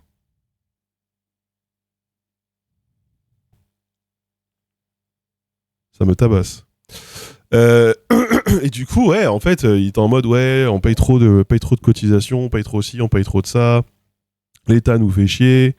Et puis sur le transport médical. Et en fait, il m'expliquait que lui, il faisait que du transport médical en client particulier. Ou alors des privés, ce qu'il appelait des privés. Donc en gros, pas des gens qui prend à la sauvette dans la rue, machin. Des gens qui l'appellent en direct sur son téléphone, quoi. Et il disait au moins ça permet de faire un peu de cash, donc du black, prendre du black, quoi. Et donc quand tu comprends, lui en tout cas son modèle économique, c'est lui il se plaint d'URSSAF et donc du coup sa solution c'est je fais du black avec les particuliers et sinon tout le reste c'est du tarif réglementé par l'État. Il fait du transport médical. Bah, je dis merde.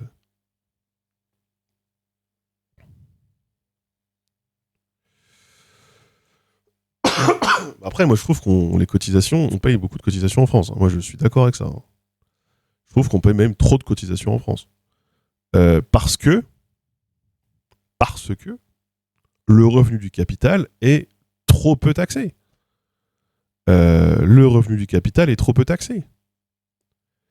Et quand on taxe très faiblement le capital, on est obligé de taxer très fortement le travail. C'est obligé.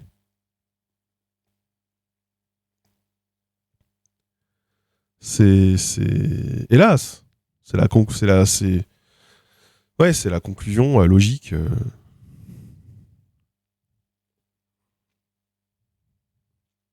Et en fait, c'est vrai que quand on regarde, les prélèvements obligatoires sur les revenus du travail ont tendance à avoir augmenté. En 40 ans, ont assez bien augmenté. Les cotisations retraite ont bien augmenté.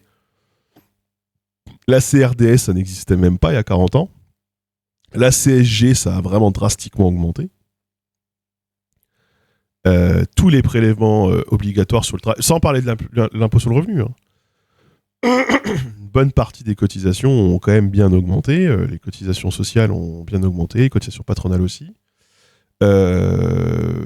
Parallèlement à cela, l'imposition sur les sociétés a tendance à bien chuter. Ce qui fait que quand vous avez les moyens, vous êtes indépendant, vous avez les moyens, vous créez une société qui est un peu votre miroir, et vous passez tout sur la société, et vous vivez sur la société, quoi. Mais du coup, moi, je comprends les gens qui disent on paye trop de cotisations par rapport à ce qu'on a derrière. Mais si on paye autant de cotisations, c'est parce qu'on paye pas assez. C'est parce que le capital n'est pas assez taxé. Tout simplement. Donc oui, on a augmenté la TVA aussi d'ailleurs. On a augmenté la TVA. Avant, la TVA était à 19,6. Euh, donc, et oui, donc voilà. Oui, beaucoup de très gros streamers ne se payent qu'en dividendes. On en parlera d'ailleurs dans l'interview que j'ai fait de Mister MV, parce que Mister MV en parle dans l'interview que j'ai fait de lui, sur le fait qu'il ne se payait qu'en dividendes. Mais beaucoup de ceux que je connais, hein, même de fifs et gauchistes, ne se payent qu'en dividendes. C'est tellement avantageux. Ça défie toute concurrence. Après, tu cotises pour rien. Hein. Tout faire passer sur la société, c'est un coup à se prendre un redressement de l'espace. Bah oui et non, ça dépend comment tu le fais, ça dépend ce que tu fais. Après, puis de toute façon, pareil, ça dépend c'est quoi les moyens qui sont... Vous savez, tout ce qui relève de l'inspection du travail ou de la DGCCRF, etc., sont des services qui ont vu leurs moyens quand même drastiquement réduire dans un monde où le nombre de sociétés a explosé. Dès l'instant qu'on a créé l'auto-entreprise, le nombre de sociétés a explosé, quoi. Donc,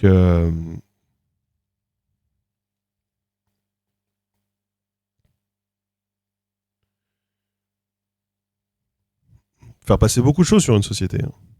Beaucoup, beaucoup de choses. Mais donc, ouais, forcément, quand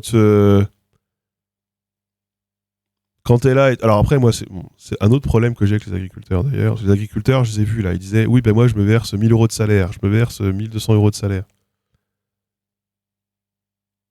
Alors, autant, c'est pas tant. Autant, c'est la question, c'est d'accord, mais qu'est-ce que tu as comme frais à côté? Parce que si tu payes quasiment pas ta bouffe et que tu payes pas le logement, 1000 balles de salaire, c'est quand même bien. Enfin, genre, 1000 balles de salaire, c'est bien quand t'as pas de logement à payer et que t'as quasiment pas de courses à payer.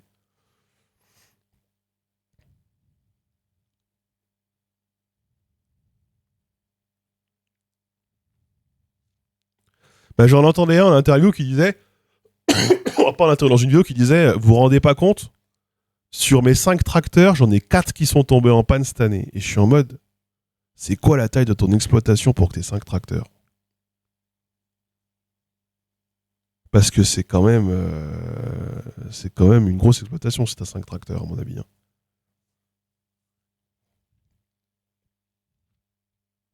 5 tracteurs, c'est énorme. C'est énorme. Les potes que j'ai dans les exploitations dans lesquelles ils bossent, il n'y a pas 5 tracteurs. Il n'y en a pas 5. Hein. Il y en a un, parfois deux. Donc, 80 vaches en bio, il doit en avoir un ou deux. 80 vaches, c'est déjà une grosse exploitation. Ça dépend si ça t'appelle tout passer, tant que tu restes dans les clous, let's go. De temps en temps, j'analyse un peu le contenu au travers de l'idée que ça fait de passer un truc en société. Je me dis que quand certains sortent du vidéo sur leur mariage, c'est peut-être pas juste pour le contenu. Moi, ça, je l'ai jamais fait. Moi, ça, je le fais pas, par exemple. Je me suis jamais dit, euh, je vais aller, comment dire, m'offrir des vacances, je sais pas moi, à tel endroit, et je les paye en société parce que je fais 3 stories là-bas. Mais en vrai, j'en connais qui le font. Par contre, je peux vous dire que mon voyage à La Réunion, le seul voyage que j'ai fait à La Réunion, quand je suis allé à La Réunion, par contre, c'est la société qui a payé le billet d'avion parce que j'avais des dédicaces à La Réunion. Et comme j'étais en dédicace à La Réunion, j'avais 2 séances de dédicace à La Réunion, une à Saint-Denis et une à Piton-Saint-Leu.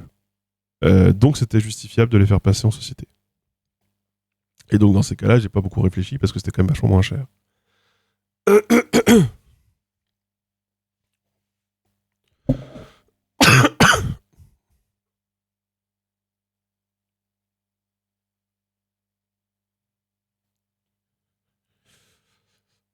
Et c'est tout à fait possible et tout à fait légal dans ce cas-là. Après, je connais pas mal de gens qui font passer les meubles. Tous les meubles chez eux, c'est la société qui a payé, quoi. En mode, oui, mais moi, je fais tout le temps des stories chez moi. Je fais tout le temps des vlogs chez moi. Du coup, c'est du décor. Moi, les meubles... Après, moi, je n'achète pas de meubles.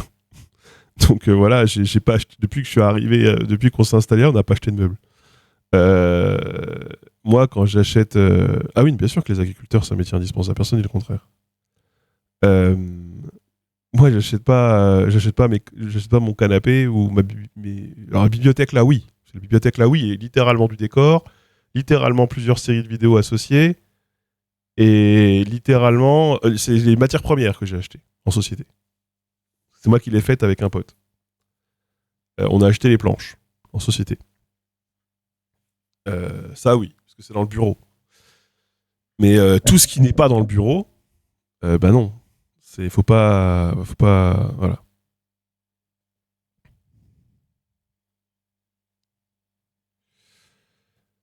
Et pareil, tout ce qui va être l'extérieur, tout ce qui va être le jardin, jamais de la vie.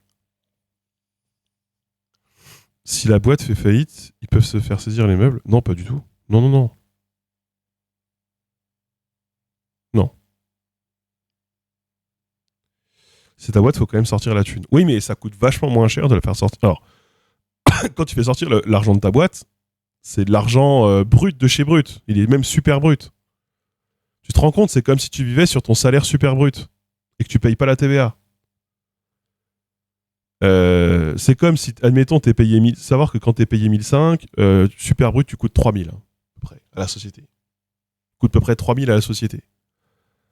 Bah, c'est comme si, au lieu de toucher 1005, tu vivais avec 3000 et qu'au lieu de payer les trucs 100 euros, tu devais les payer 80.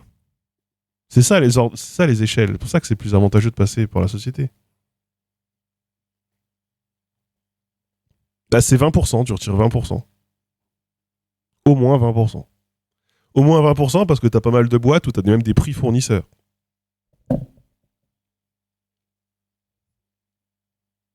Ça devient voilà, quasiment 2 fois moins cher effectivement quand tu fais le calcul à l'envers. C'est ça, c'est avant la TVA, avant les charges salariales, avant l'impôt sur le revenu, c'est avant tout. Effectivement. Il n'y a pas la TVA sur les revenus pub, abo, si. Si, si. Alors, attends. Sur les revenus publicitaires, non. Sur les abos, oui. Sur les revenus publicitaires, il n'y a pas de TVA.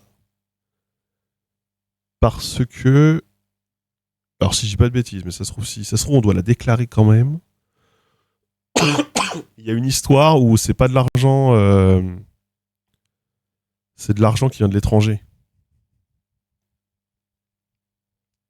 C'est de l'argent qui vient de l'étranger. Par exemple,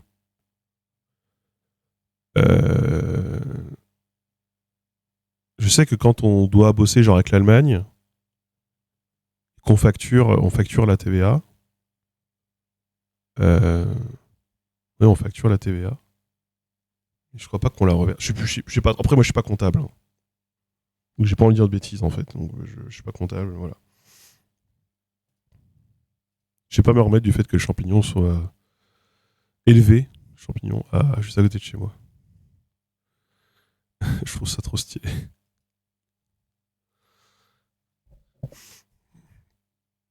Mais en tout cas, bref, vivre sur la. En fait, quand vous avez une société, vous pouvez faire passer beaucoup de choses sur la société. Voilà. Moi, il y a plein de trucs que je ne vais pas passer, que je pourrais. Des courses. Faire passer des courses en société. Des repas. Genre, t'organises un repas chez toi. Des bouteilles de pinard, des bouteilles d'alcool, des bouteilles de vin. Alors, la voiture, nous, la voiture, elle est sur la voiture, elle est. C'est la voiture.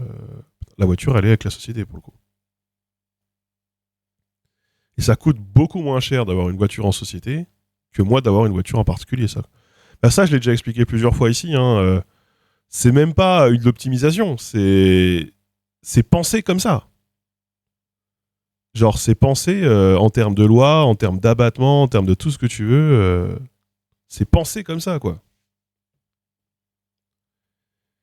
Pour vous la faire courte, c'est l'État subventionne l'achat de véhicules neufs par des sociétés pour faire tourner l'industrie.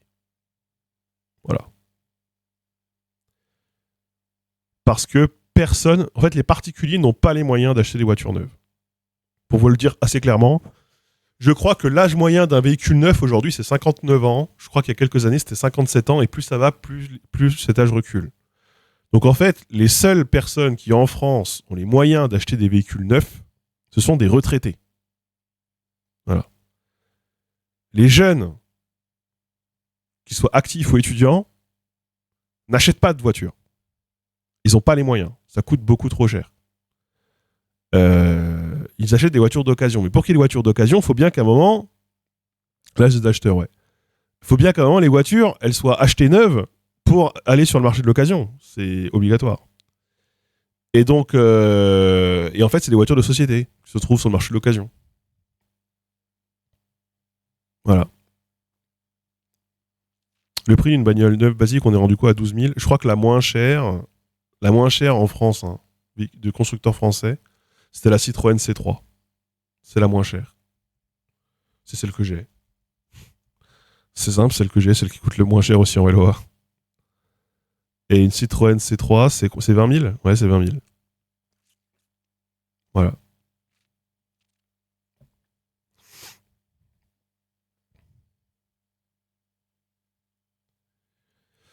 Ah oui, il vaut mieux commencer par ceux qui truandent des millions, bien sûr. Après, bon... Après, ça, c'est pas truandé. Hein. C'est genre... C'est plus que légal. Hein. C'est incité, quoi. Alors, je parlais en constructeur français. Je parle voiture dans un garage français, constructeur français. Après, moi, à Fougères, il n'y a pas de garage Dacia.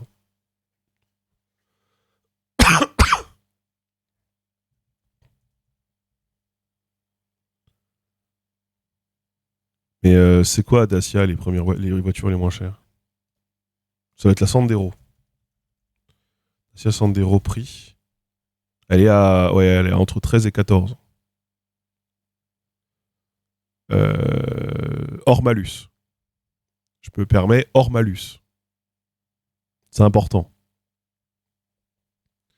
Puisque le malus, oui, c'est à partir. Le malus, ça peut vite être plusieurs milliers d'euros. Ça, quand vous achetez une voiture, et ça dépend chaque année, on en a parlé la dernière fois, selon son niveau de gamme et du coup selon son niveau de pollution aussi, vous n'allez pas payer le même malus. Nous, c'était quasiment 1000 euros de malus sur la voiture, qui est intégré dans le prix de la voiture, du coup. 14 000 sans option. Ouais, donc 17 000 version tout équipée. Mais vous vous rendez compte des prix que c'est quand même. Vous vous rendez compte qu'une voiture d'entrée de gamme, la moins chère, vous en êtes quand même à... au SMIC après impôt, vous êtes à 15 mois de SMIC après impôt, quoi. Quasiment 1 an et demi de salaire.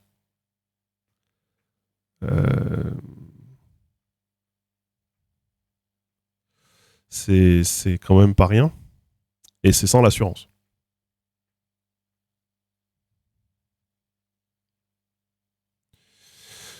Donc, donc bref, pour que les voitures, elles sont achetées par les sociétés. Et certaines sociétés, d'ailleurs, les achètent des flottes entières. Hein. Ils les font rouler, voire pas. Et ensuite, elles rejoignent le marché de l'occasion à plus entre 3 et 5 ans. Une voiture, elle peut rouler sans contrôle technique pendant 4 ans, de mémoire. Pendant 4 ans, t'as pas besoin de faire le contrôle technique. Et je crois que c'est peut-être un peu plus.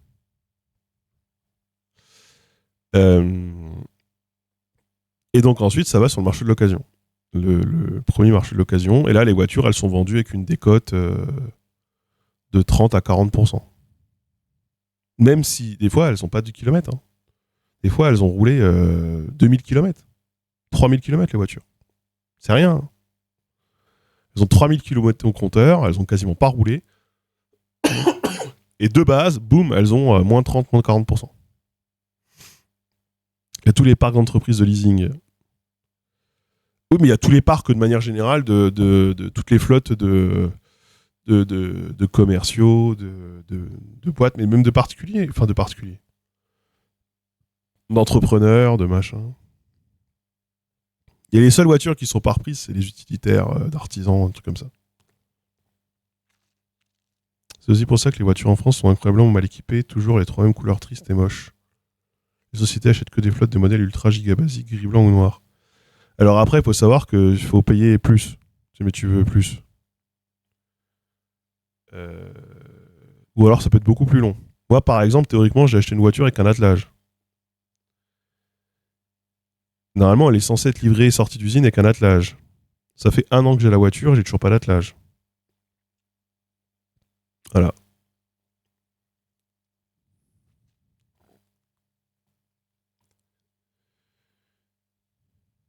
10K avec 20 000 km, c'est pas beaucoup.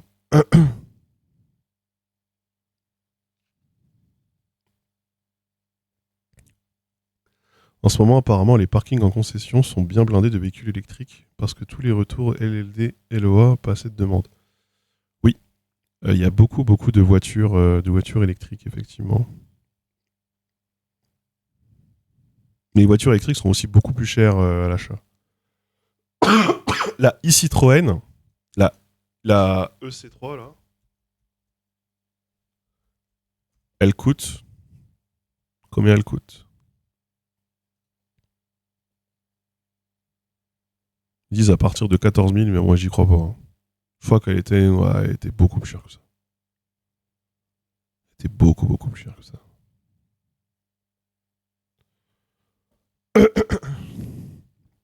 En France, il n'y a pas une obligation progressive pour l'entreprise à devoir passer à l'électrique.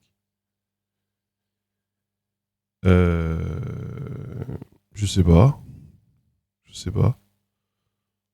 Bah après, ça dépend. En fait, le problème, l'un des freins pour les entreprises, l'un des freins de l'électrique, c'est l'autonomie, hein. Ouais, ça doit être avec toutes les aides et ouais, mais les bonus, ouais. C'est, c'est- enfin, le problème de l'électrique, c'est oui, c'est l'autonomie. Déjà, les commerciaux, euh, je connais des commerciaux, ils font 4 heures de route par jour. Une électrique, c'est un peu compliqué, quoi.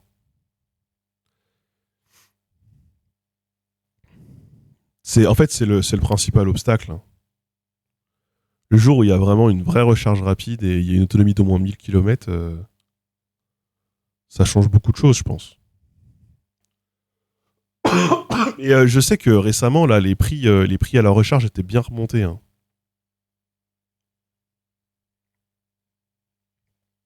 C'est passé comment les bagnoles électriques avec la bague de froid? Ça, je sais pas. En Belgique, ça va devenir fortement taxé, puis sans déduction d'impôt, les voitures sociétés thermiques. Ah bah, tu vois, peut-être. Ça dépend des modèles, c'est plus trop vrai, ça. Il charge en 12 minutes maintenant. Ah bah ouais, peut-être.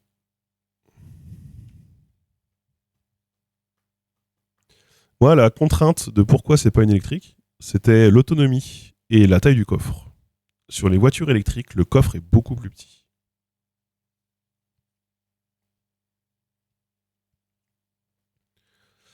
Il y a beaucoup moins de coffres.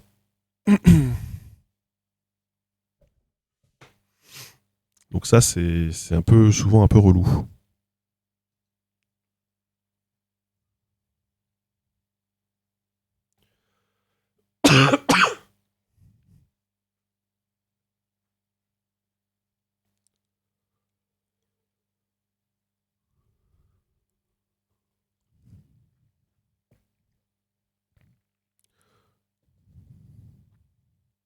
En septembre dernier, j'ai pris une Nice 3 en milieu de gamme, l'autonomie est de 300 km. J'ai dû mettre 2005 d'apport pour un leasing de 200 euros par mois sur 2 ans. Ok. Bah moi, tu vois, ça coûte 300 euros par mois. 340 euros par mois la voiture. Avec 0 euros d'apport et le contrat d'entretien inclus et l'assurance inclus. Et c'est la société qui paye. De toute façon, c'était bien simple, hein. Moi, quand j'ai pris la voiture, quand Maïtena a eu l'accident de voiture et qu'on n'avait plus de voiture, j'avais pas le choix que de la prendre en société. Genre, on n'avait pas les moyens en perso, on pouvait pas faire de crédit à la conso, on ne pouvait pas acheter une voiture en perso. Par contre, le comptable m'a dit, mais en société, tu peux absolument. J'étais en mode, ah ouais. Donc bah du coup, c'est en société qu'on l'a prise. Ce qui fait que c'est pas ma voiture, la voiture de la société. C'est même pas la voiture de la société, enfin si. C'est un peu plus la voiture de la banque que la voiture de la société, mais c'est une loi, mais voilà.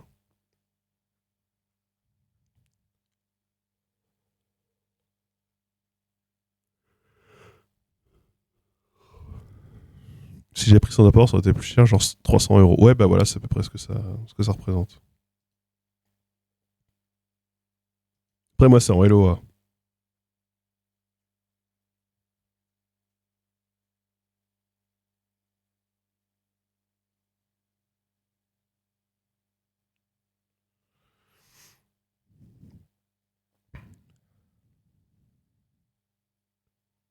LOA, c'est plus cher que LLD. Oui, mais parce que tu peux récupérer le véhicule derrière. Toute la raison pour laquelle la LOA c'est plus cher, c'est que tu peux, parce que c'est un montage. Ça permet des montages pour récupérer des voitures quasiment gratuitement en tant que particulier, parce que ces voitures ont été payées par une société. Bah, je ne vais pas vous refaire le montage, vous connaissez le montage. Vous connaissez le montage. Vous remboursez plus cher par mois à la banque pour amortir virtuellement le coût intégral de la voiture pour que la banque te la recède, enfin, pour que la banque, euh, pour que le concessionnaire, pardon, te la vende à, admettons, 1% de sa valeur d'achat initiale. Donc tu peux acheter une voiture neuve, quasi neuve, pour 200 € en tant que particulier. Donc ça permet de faire cramer les. En fait, c'est ta boîte qui achète. C'est ta boîte qui achète ta voiture en tant que particulier. Et toi, tu récupères une voiture qui t'a coûté 200 balles et c'est la tienne. Et tu peux la revendre sur le marché de l'occasion, d'ailleurs, beaucoup plus. Tu peux transformer de l'argent de société en argent personnel, indirectement. C'est un montage un peu. Mais t'as le droit. C'est genre, t'as le droit, vraiment. Hein, c'est. Je vous l'explique mal parce que je suis fatigué. Mais bon. Il y a de moins en moins de produits qui sont à nous. Il y a de moins en moins de produits qui sont à nous. Hein. Les jeux Steam, ouais, la box, plein de trucs. Ouais. Moins en moins, on est de moins en moins propriétaire de choses, effectivement.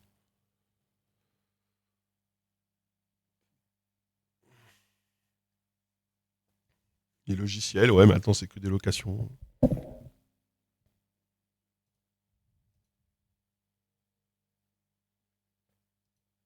Les autoroutes, elles sont plus à nous, les autoroutes. Terrible, ça.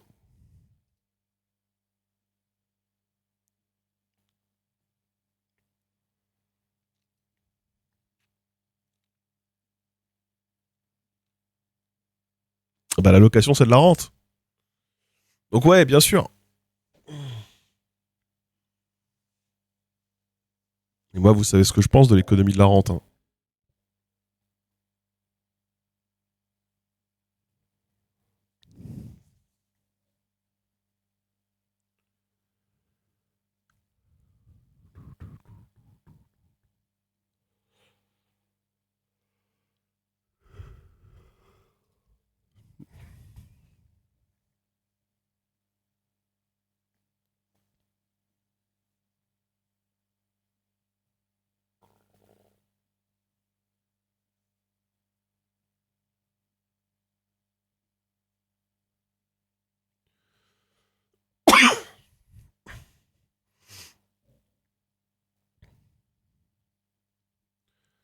Terrible ce qui se passe quand même dans le monde. Hein.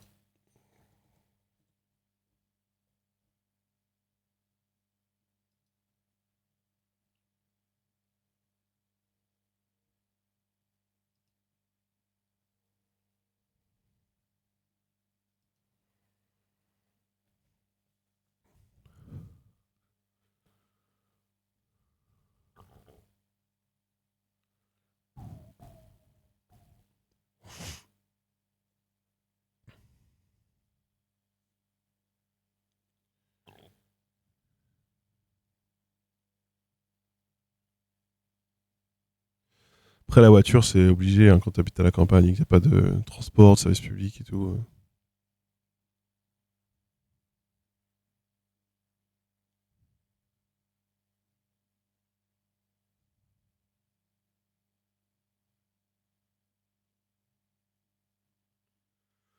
Moi, je serais pas. Moi, j'aimerais bien qu'il y ait un tracteur municipal. Une voiture municipale, bon, un tracteur, ça pourrait me servir. J'ai pas besoin d'un tracteur tous les jours.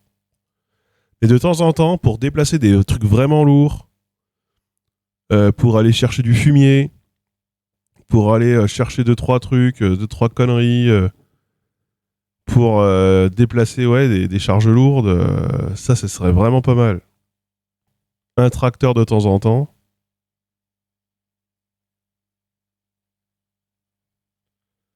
ça me chaufferait bien. Parce que moi, ouais, et puis un tracteur avec une pelle. Parce que je pense qu'on n'a pas besoin souvent. Peut-être une fois par an, une fois tous les 2 ans.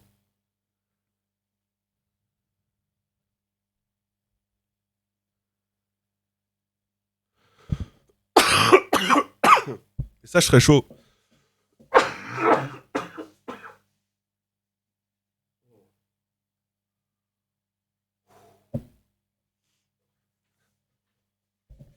Il se passe quoi le jour où quelqu'un pète le tracteur? Ça, je sais pas.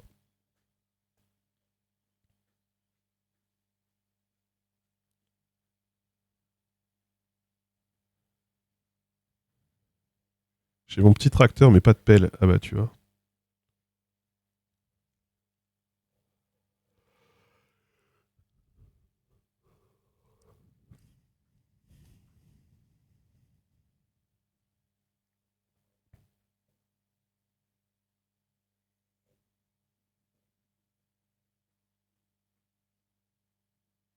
Ouais, il faut. Après, moi, les seules fois où ils sont venus avec un tracteur pour s'occuper du terrain, 2 fois, ils ont pété un vérin.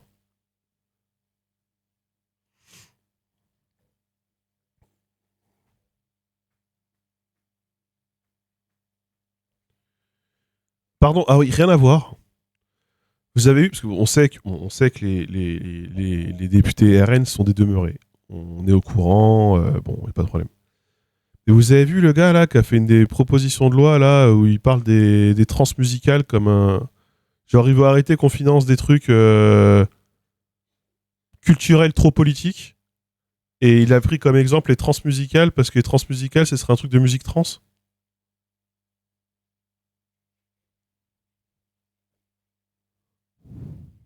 Oh là là.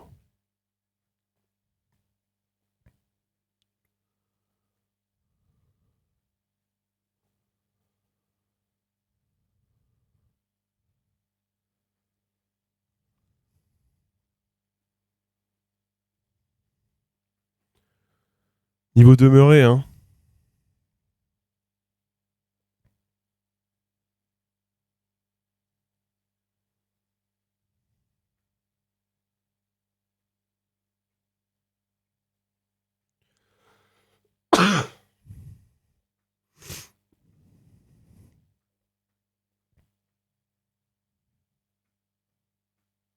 Interdisant la Transjordanie.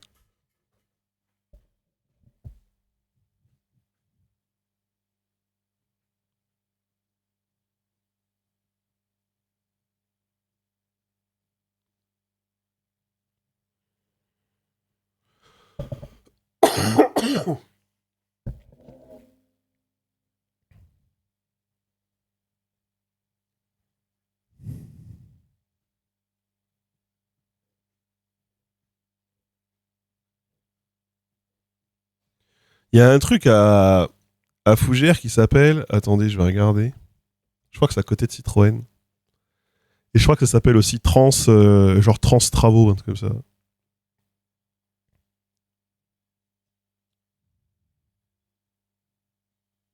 Il y a Trans-la-Forêt, pas loin de chez moi. C'est écrit Trans. C'est où Citroën? Attendez. Sautrave. Non, pardon. Rien à voir. C'est Sautrave.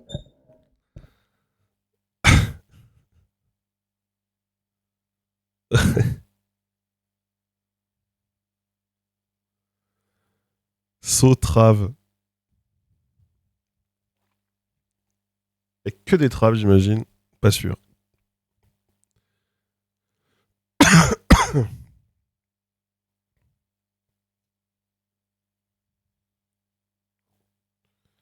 J'aime bien ce nom.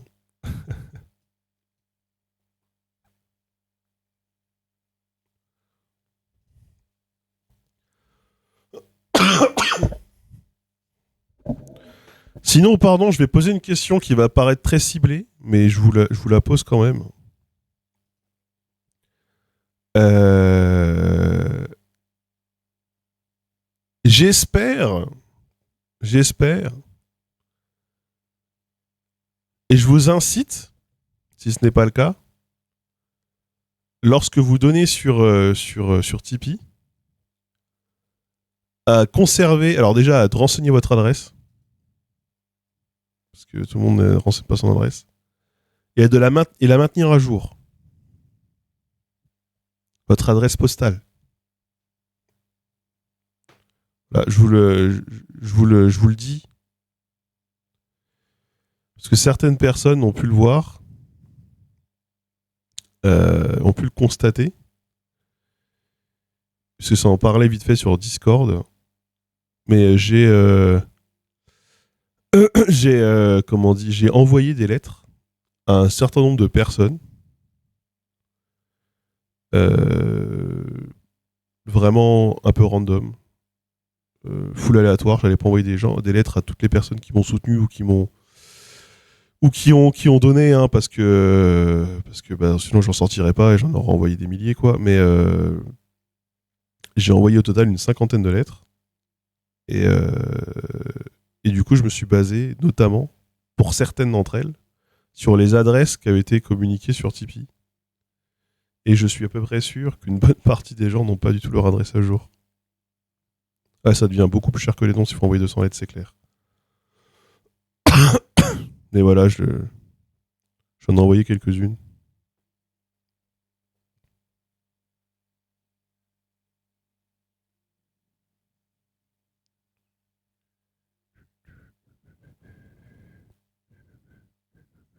Ça coûte très cher les timbres. 1,50 € maintenant. C'est cher de fou.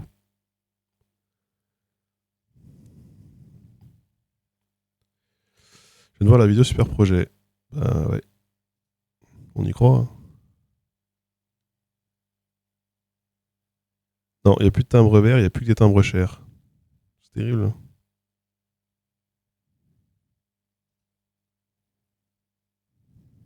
Ils ont pris. Ouais, non, mais ils ont pris tarif de fou.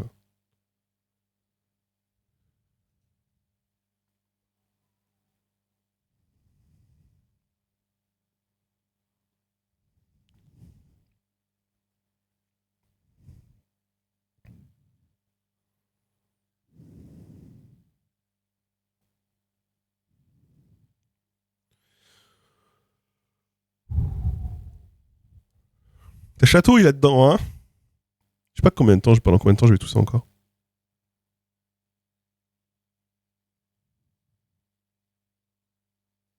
Bah, je sais pas si on paye les colis chinois, je sais pas.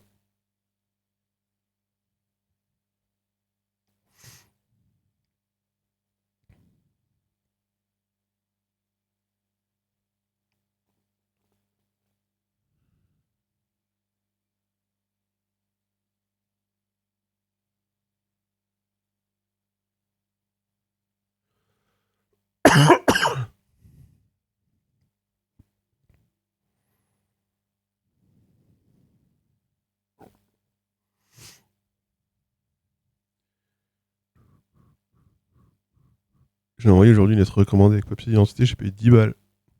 Allez, non, c'est cher de fou. C'est turbo cher.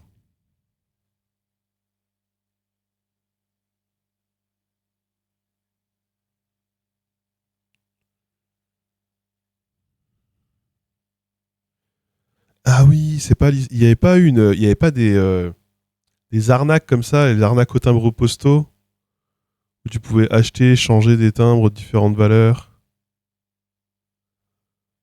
Ça me dit un truc, ça.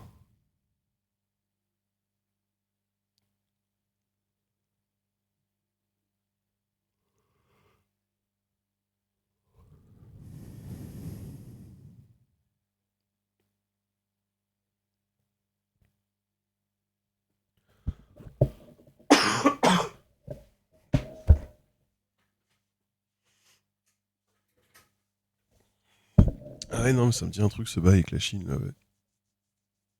Effectivement.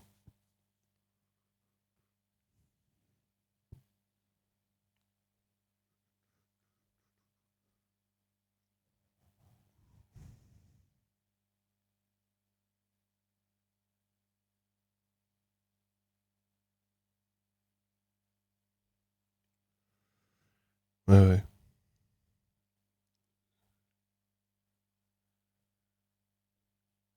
Bon, je commence à fatiguer un peu, moi.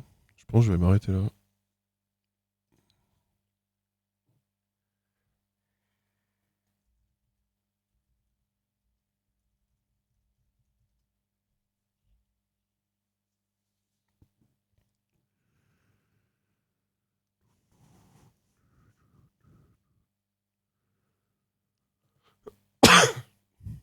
Je vais me poser dans le canapé. Tiens, je vous envoie chez Bichou. Évidemment, elle joue au jeu, Guesseur.